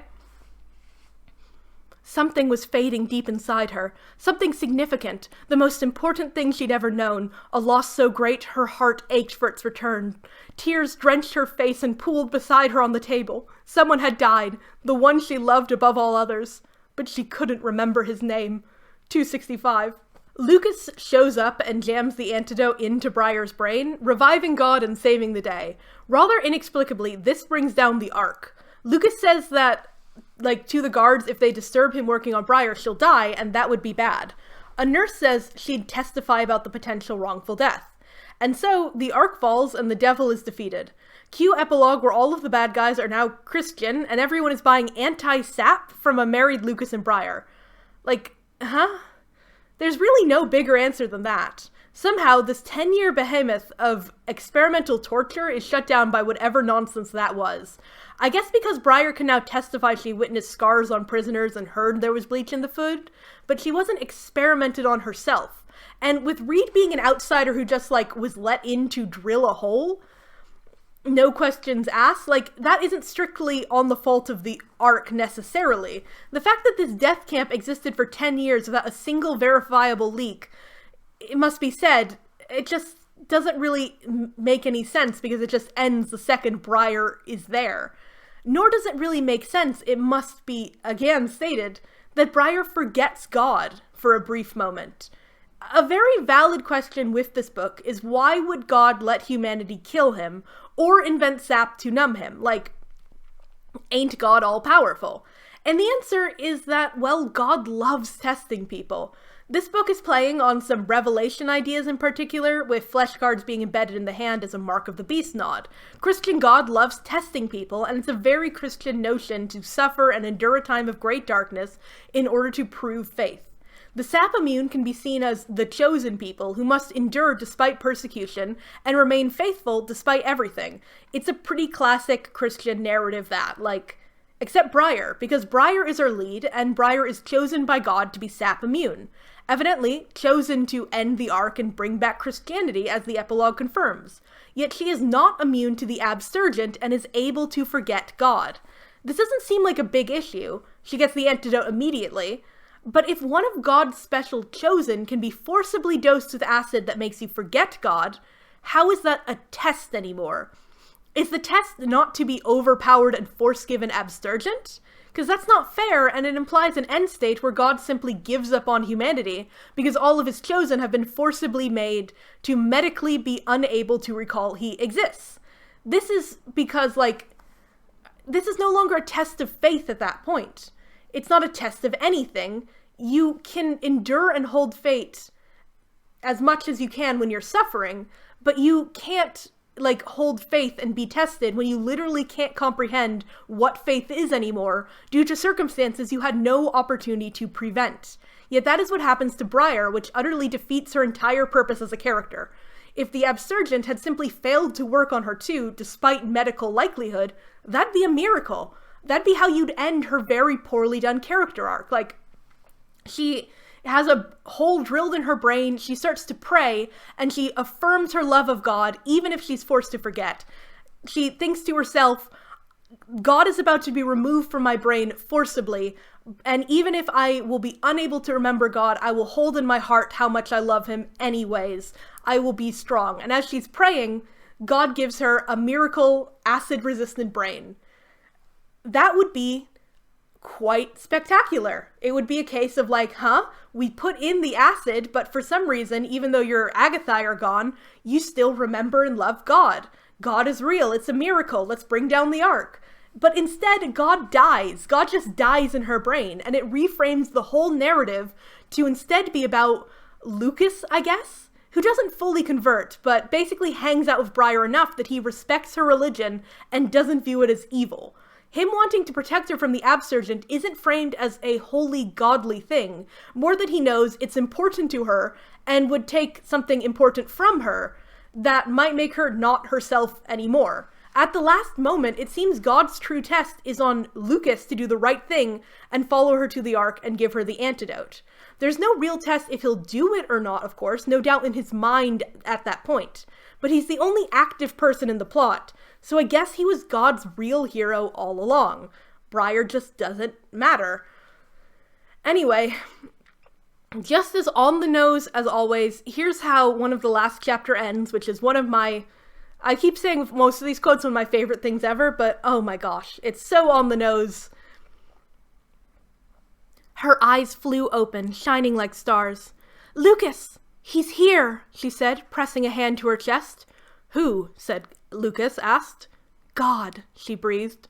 "Yes," Lucas nodded. "I know. 269. Nice. To explain the epilogue, by the way, so basically it's 10 years later.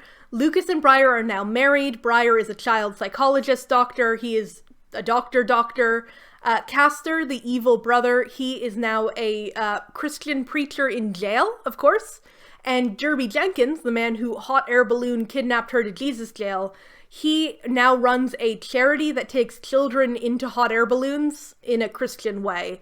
So that's wonderful. I really wonder where Reed is. It is not mentioned. I like to imagine she's now Christian because everybody in the world is now Christian. It's been 10 years, of course. But who knows? Maybe she's living her best life somewhere as the last, true non-Christian. I like to imagine many lives for her because she is a mysterious and wonderful woman. The other thing in the future they're doing is selling anti-sap, which of course doesn't make any goddamn sense if you remember anything about the world building, because sap is a booster that fades over the course of about 6 months. The fact that you would take anti-sap doesn't make any sense because it naturally disappears over time. The only implication I can work out is that in the future Christianity has been unbanned and people are not taking mandatory sap but are still taking sap. But some of the people who are taking sap are like watching something Christian on TV and deciding, oh shit, I have like 2 months to go until my sap runs out, but I'd like to get rid of it sooner so I can instant convert. And that's the only thing that makes sense. So I guess that's what the future looks like. I don't tend to willingly look into authors too much, but this was a book I did partially on my Discord server, as I said, and someone else got looking about the author. I should hope I don't need to say, but don't contact her, don't tell her about this video, don't do that with anybody I talk about. Seriously. Anyways, she, in promoting this book, did one of my favorite things, and that's make a book trailer. So let's watch that.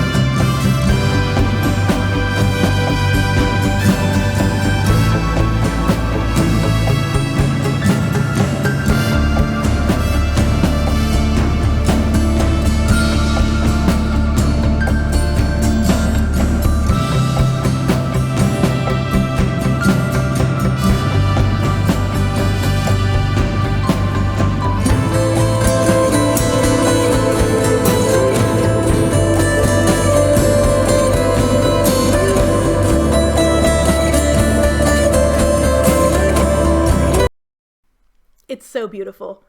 It's not very accurate to the experience we went through at all, and the notion of calling it a thriller kills me. I mean, I've rarely read a more boring book, but man, do I love that there's a book trailer for this. I could have cried when I first heard. She also promoted it with some hot merch that I would really, really like. Let's put a picture of those on screen, which, I mean, actually they were a giveaway prize. She gave away these things, these necklaces for free as a promotion.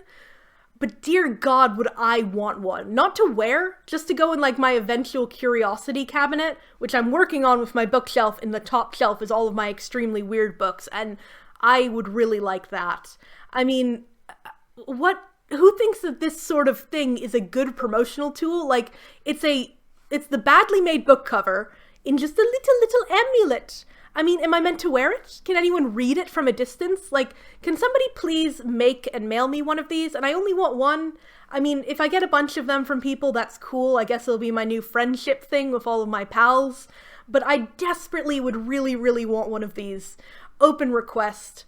I mean, the book cover is just so little, just a little book cover. And the book cover, I ought to mention, is one of my favorite works of art. Again, we'll probably have to put it on screen. I'm going to hold it up, but my thing is quite bad about zooming on these things. So I love a badly made cover. I love to talk about ugly covers, in fact. It's one of my passions. And the command Ment is so beautiful. Look at this, like, board models. Look at how uninterested they look, especially the lady here. She looks utterly unfazed by everything. The background is way too white. And whose legs are photoshopped onto this table? There are legs on this table. You can see here, they are not part of the picture. They are kind of off scale a bit, and they stand out way too much.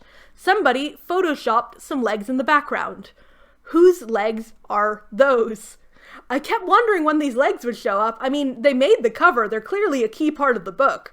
Are they legs of a dead body? Are they Reed's bare legs because she's, a biblical harlot? I don't know.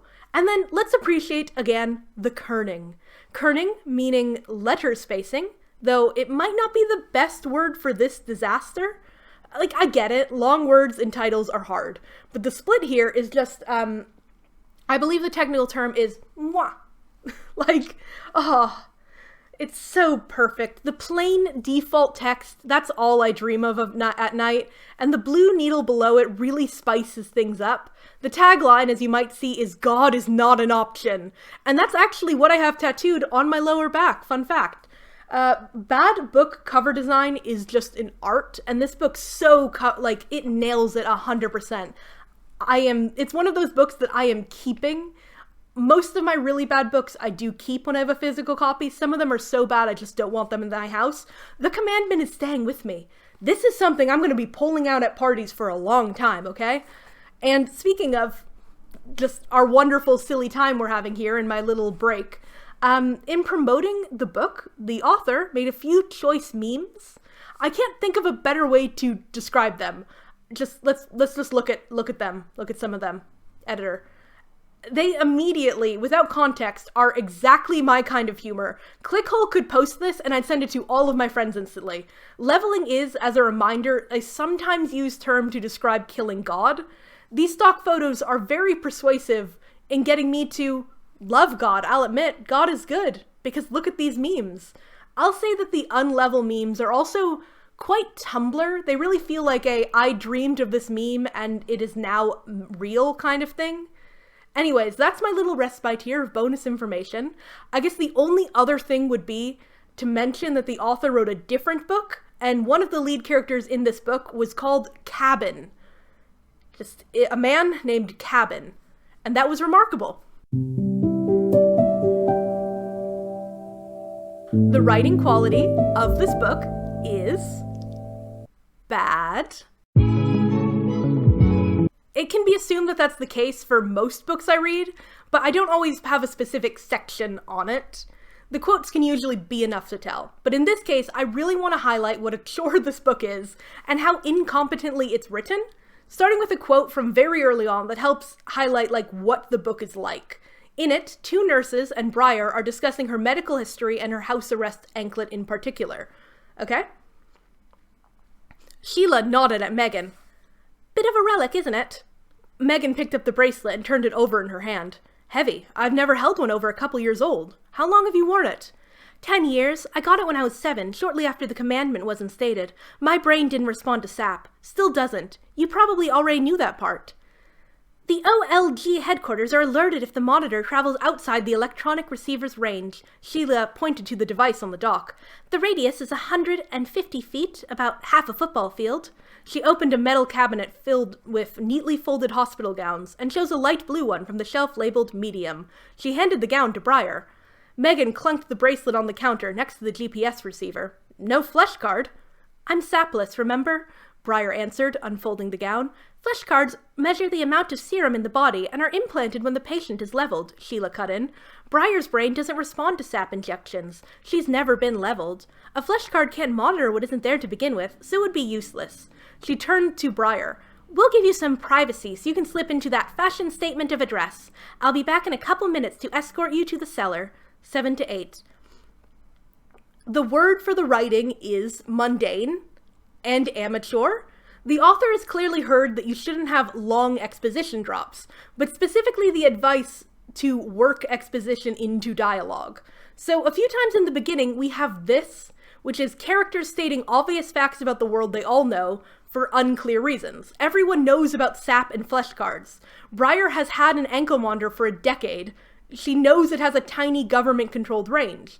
No one talks like this, and in between we have descriptions so specifically every day that we know the shelf the hospital gown was on. There's a lot of times in the book I wish it had given me more description, but mostly it's like this. It's extremely boring, very long conversations that seem to focus on being realistic, not interesting.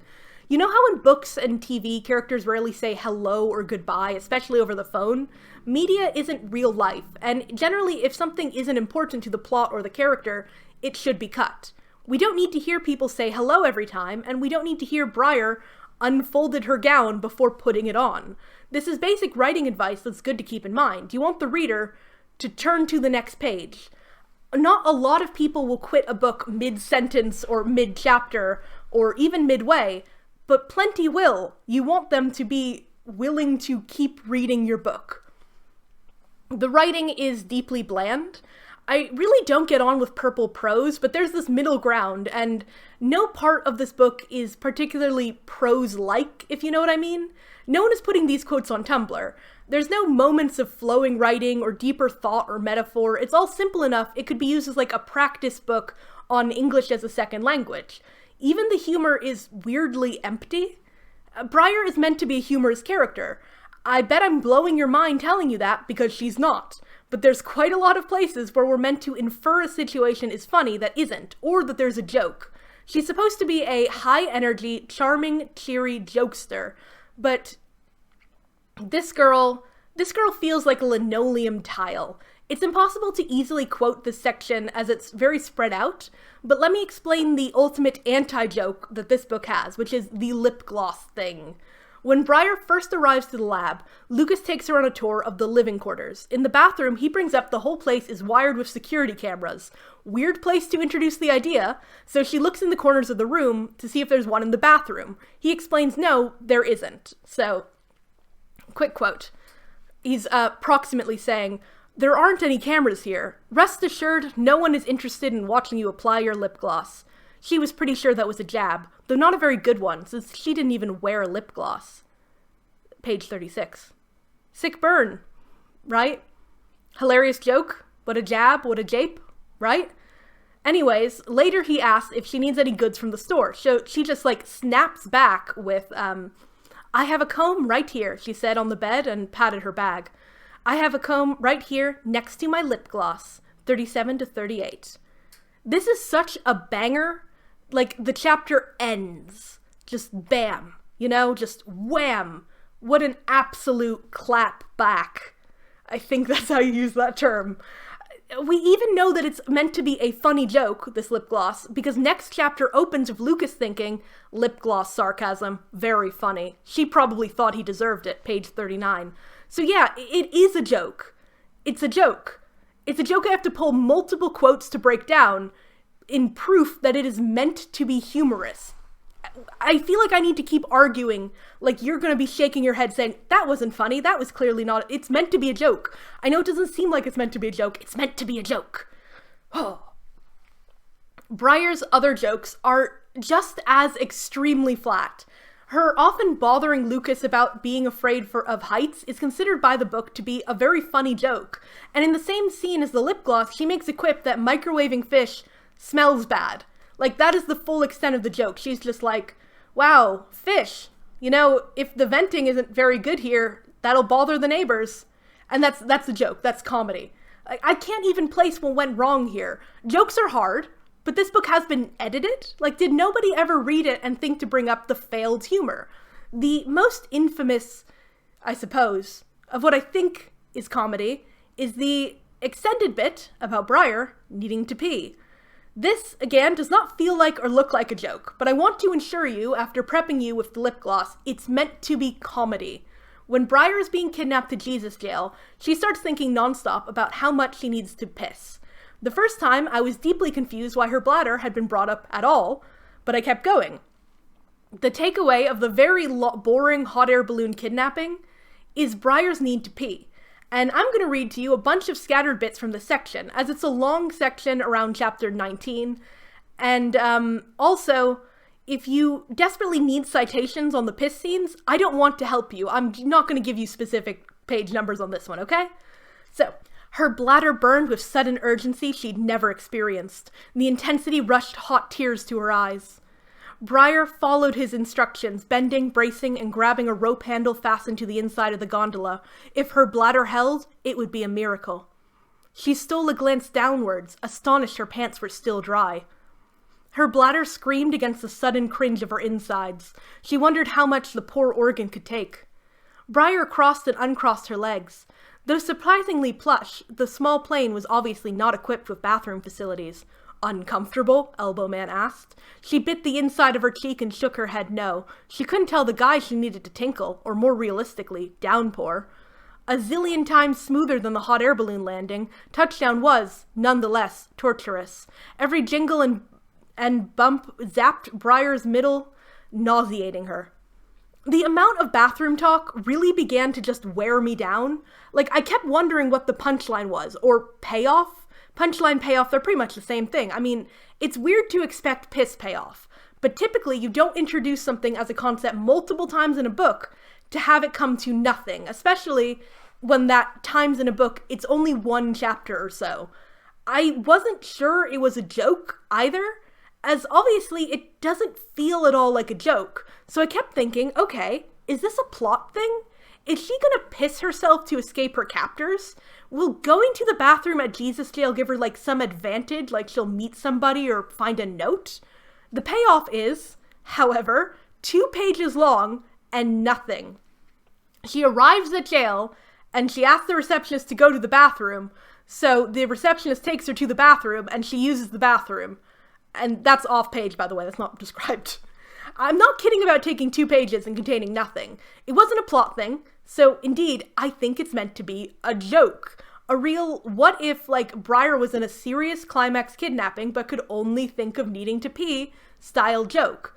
It doesn't land because it's not funny.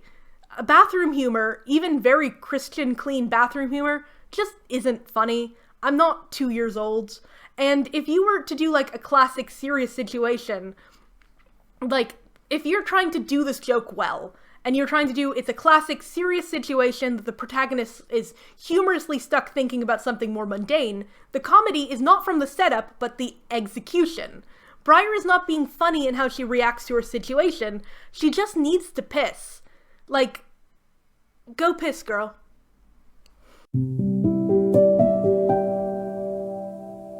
A deep passion of mine, secretly or not so, is near-future science fiction. I love the stuff that we now often will just group under, like, Black Mirror-like, and also, I love Black Mirror, I really do.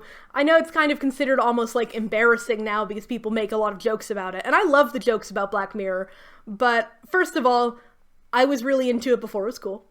And secondly, it's a good show. There's a lot of really good things, and that's because I love near-future sci-fi. Near-future sci-fi is this amazing genre to imagine what would happen if tech and society just kept going the way we're going, as well as highlight current issues people might not know about and how they might be exploited by technology. Pretty much all the ones that I read, though, get it wrong or some part wrong. Way too many just won't acknowledge how important the internet is, or how the internet behaves. A lot get lost making 1 or 2 new ideas that don't consider how functional they'd be, or how odd they exist in isolation. I've always said this, and I've said it before, but I'll say it again. The best book that I've read in terms of near-future tech that is handled quite realistically and has a lot of different ideas that all work together and make sense. It's Everything About You by Heather Child, and that is pretty much the only book where I've read it and thought, oh, this person understands tech and society and culture and the internet and how those intersect in a meaningful way. It wasn't my favorite book in the world plot-wise, but dear God, is it the only thing I've read that seems to grasp things like the internet and its effect on culture has significantly impacted society now and will become even broader in society future. Anyways, this book is a near future tech book, which is quite weird to consider. Like, it takes place in 2050, but it's all pretty much the same as now. Cyberspace is used instead of the internet, but if that means a VR simulation, that's unclear. It's just cyberspace. It's mostly just funny to me. We all have flesh cards to monitor SAP, and flesh cards also secretly or not so secretly monitor the everything about you by the government. But that's the thesis of the book, so it's kind of a gimme. So what are the other ideas for the future that are present in this book? Well, there's that line I pointed out where Lucas says his lab helped prototype new hot air balloon tech, so that's something. Instead of smartphones, people have cuff phones, which are basically just smartwatches with one big difference. Cubes. You gotta have a cube. Basically, we all wear smartwatches and carry glass cubes. You can use your watch to then show holograms from the cube. I love this sort of technology because it just appears to be only inconvenient and annoying. I would lose my cube all of the goddamn time. Like, do they even got games on this cube? What sort of tech is this? The next tech vision we have is that they've replaced medical scanners with glass boxes you stand in for 5 minutes. You just look at VR things and just the test goes around while you just sit in a chair. Cool. The other one that we have is hard light curtains. I don't know, it's all over the place.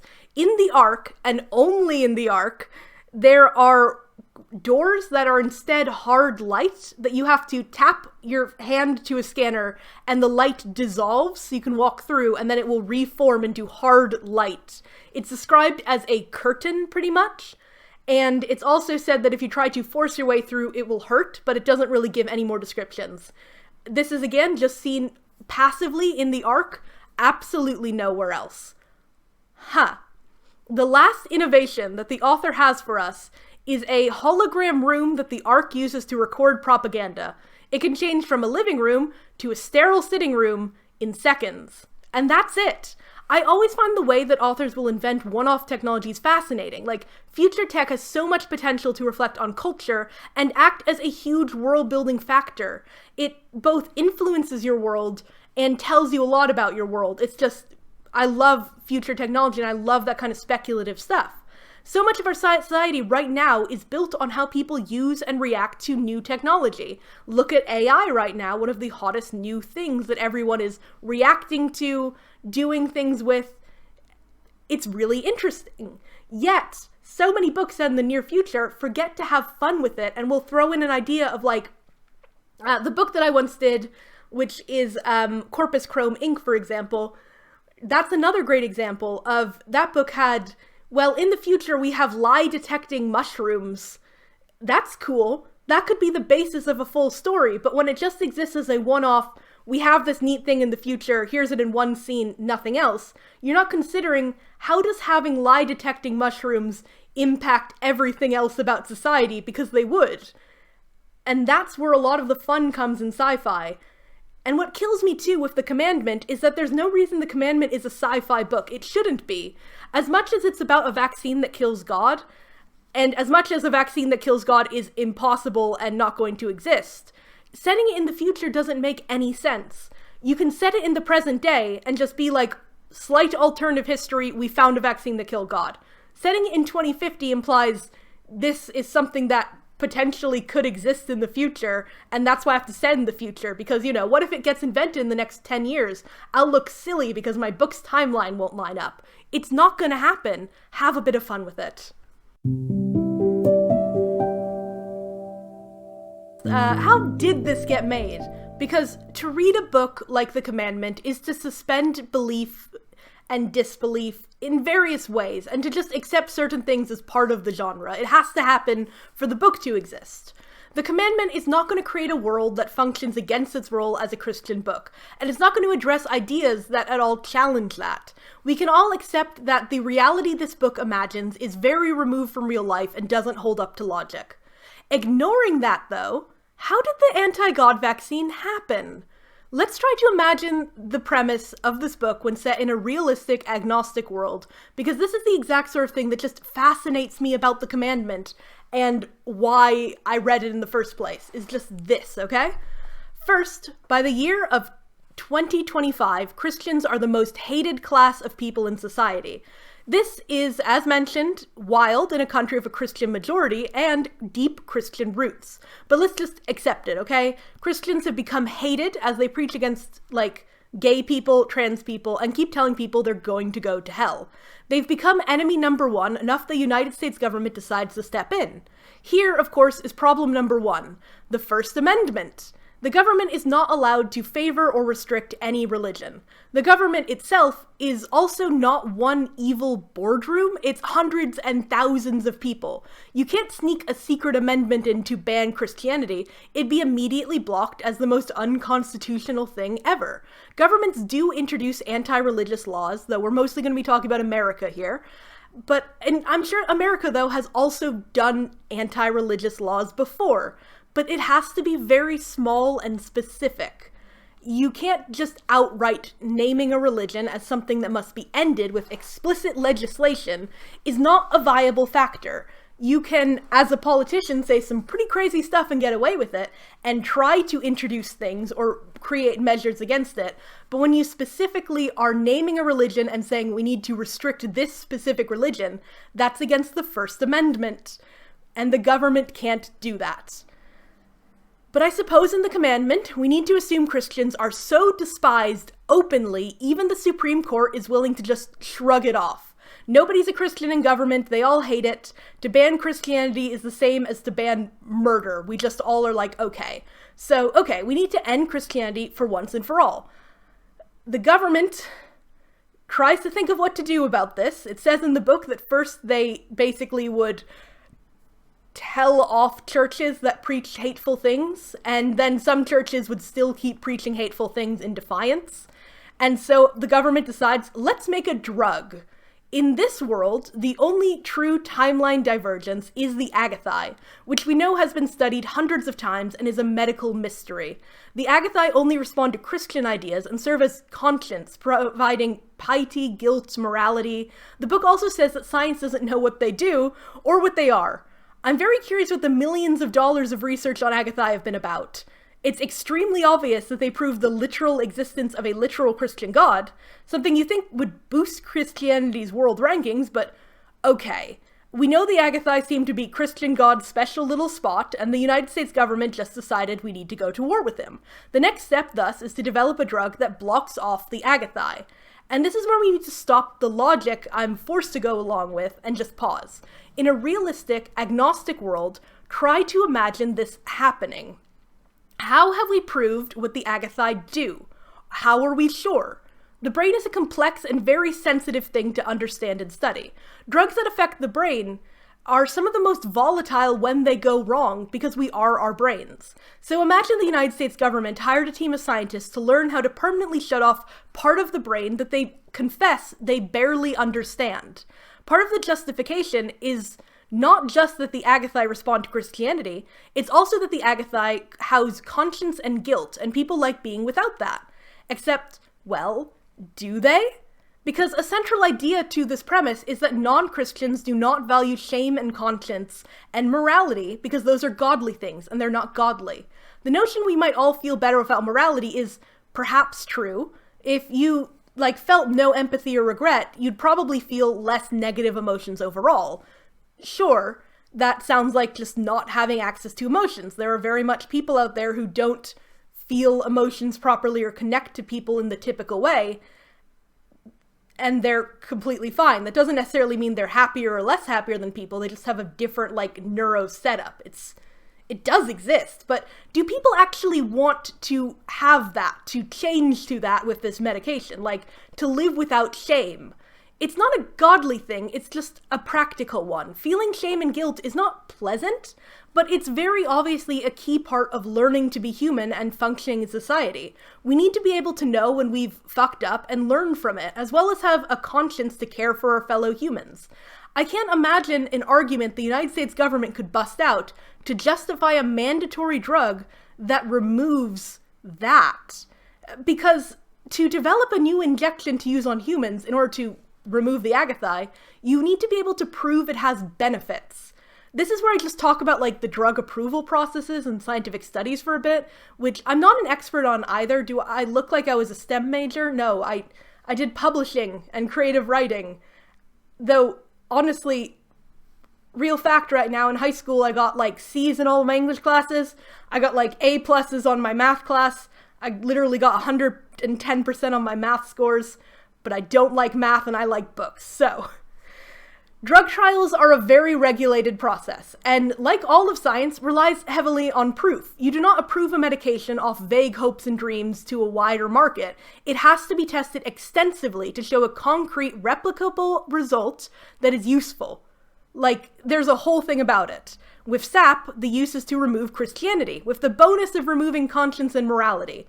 But then, how does SAP work? How do we quantify the death of God? Because we need to quantify, as in convert into numbers, prove with numbers, that God is actually gone. That's how you know it works.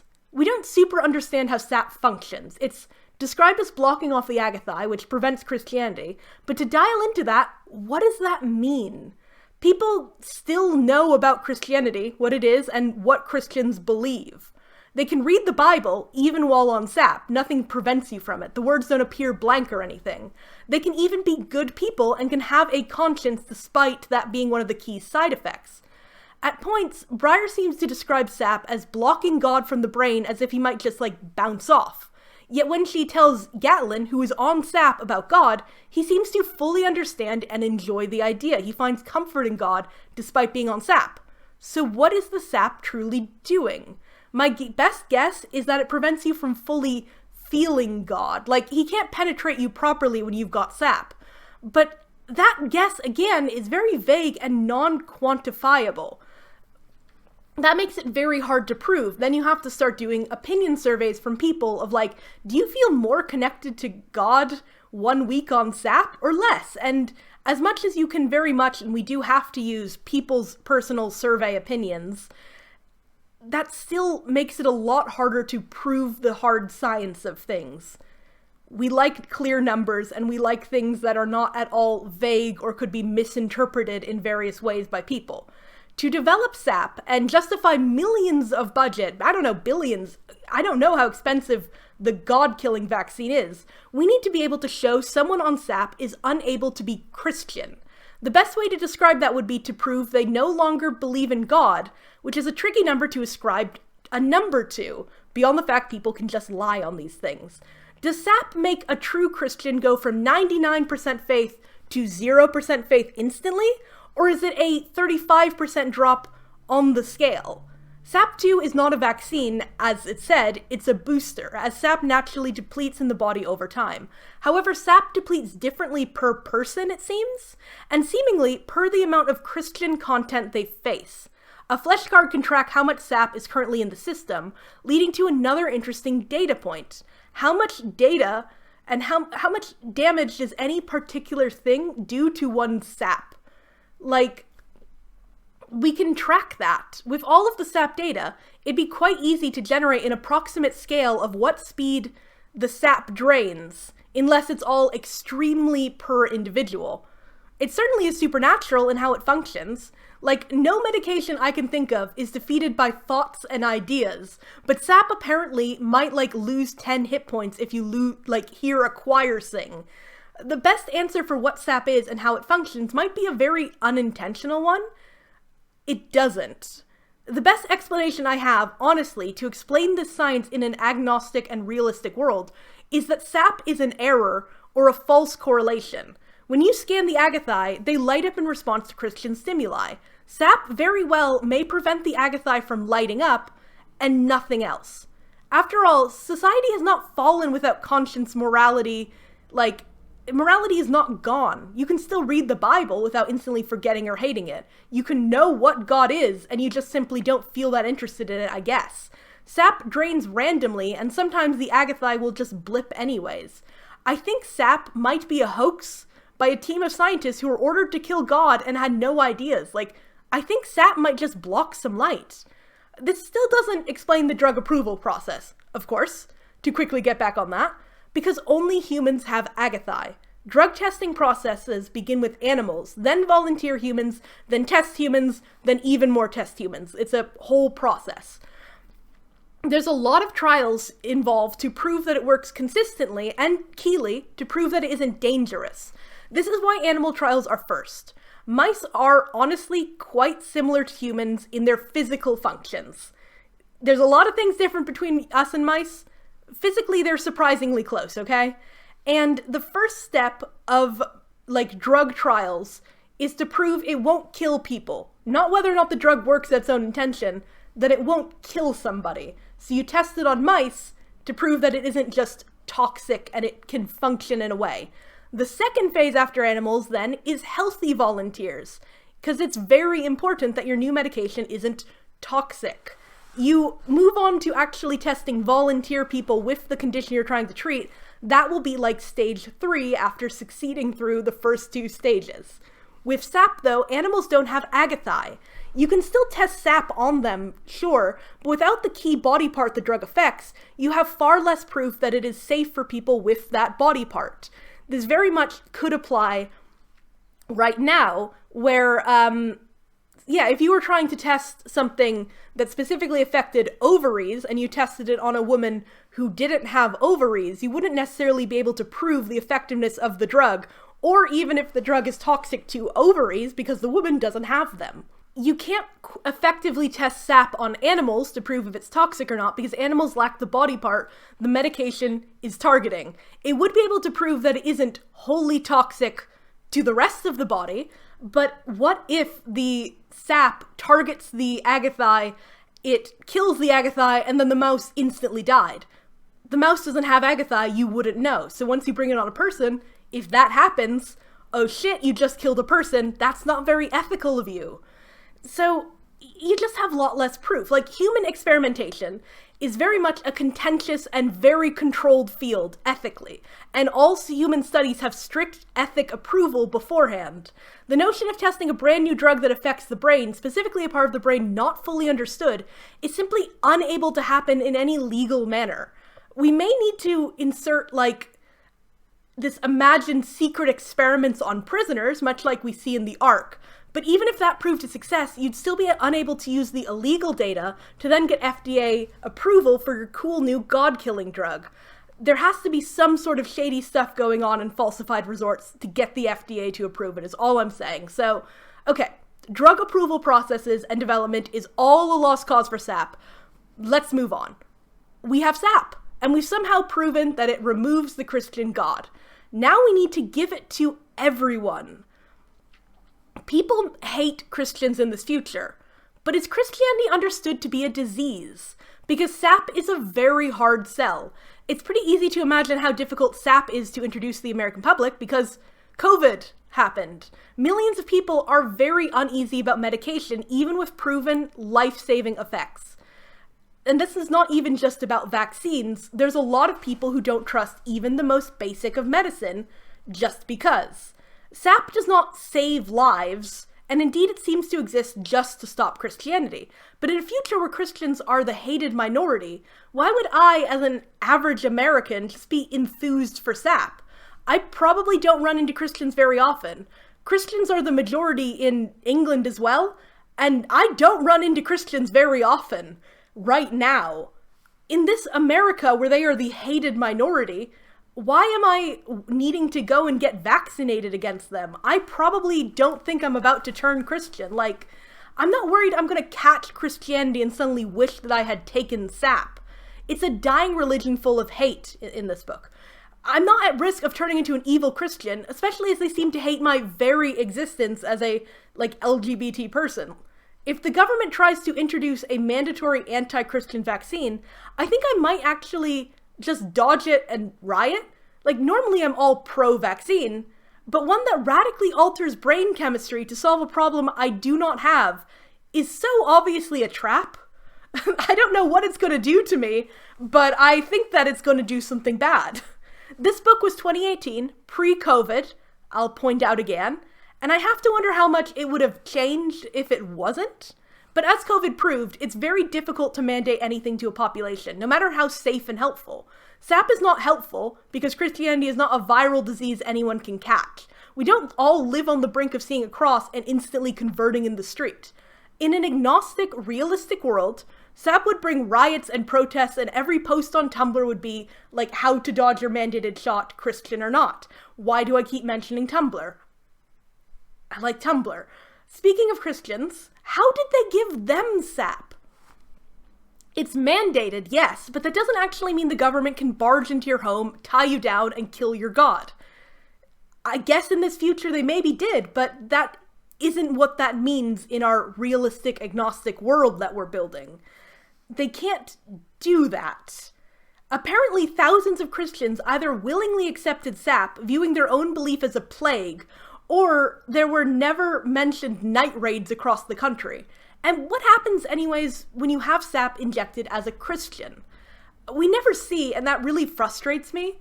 Briar has the abstergent, which kills her Agathai briefly, and she literally forgets God. Does SAP do the same, but like weaker? Like, do you get a bit vague about God? If a Christian is given SAP, do they return to their home and see their cross on the wall and just feel just feel a bit embarrassed, like it was just a rebellious teen phase? Because this notion of SAP working seems to imply a radical personality shift, which is a worrying side effect for any medication. Basically, to end my very long ramble here, SAP is silly and it just doesn't work. It kills me, though, to try and untangle it and understand the implications that the book creates. That's what makes this book so iconic. It's nonsense, but it's very bold nonsense, and it's fascinating in the assumptions it presents, and entirely unable to engage with reality, even the reality it made. The Commandment is an oddity I am fond of in a way that I really don't hate it. This is not a book I was meant to read. It has very few, but generally positive reviews because it's only ever been read by Christians who agree with it. But here I am, looking at it. I mean, thank you, bad kerning cover I saw on NetGalley. If you had had a better cover, I would never have picked it up to read. I get recommended a lot of books, and I appreciate it, but sometimes I get recommended, books by crazy people about crazy things, and that's nothing to me. Political rants and offensive stories by offensive authors, they're just nothing to me or anyone. They exist to cause outrage or confusion or draw attention, or they're just somebody with a mental illness being mentally ill. No, I'm not going to read a book about someone calling a bad political figure the next coming of Christ. That's nothing to me. There's nothing to say about that, but oh, that's crazy. I want a book that is sincerely wrong and sincerely sincere. What is The Commandment? It's a book by someone who thought they knew Jack and were making any kind of point. It is nothing to me. Nothing. But with an affection there among the distaste. There was no cackling at this world building. There was no outrage. It's just so beautiful. There's no, malicion in the book itself. I mean, there's, some straight-up transphobia, but even that doesn't feel malicious. It just feels like it exists as it is because it was not meant to reach the kind of people it would upset. And it's a contained pocket existing within a tiny bubble, and I'm just here with my dirty little hands. It's also neat in the way that Reaper's Creek is. It's this insight into something very different and very wrong. You can have a lot of fun reading and discussing the Commandment. Not the white bread leads or the nothingness of the dialogue, but just the broader strokes. The vaccine that kills God. The hole where God crawls in and will not leave. It's also a hell of a coffee table book to, scare friends and visitors with. Everyone will want to know about the vaccine that kills God's book. I promise you. I mean, I think you know this, considering you're here.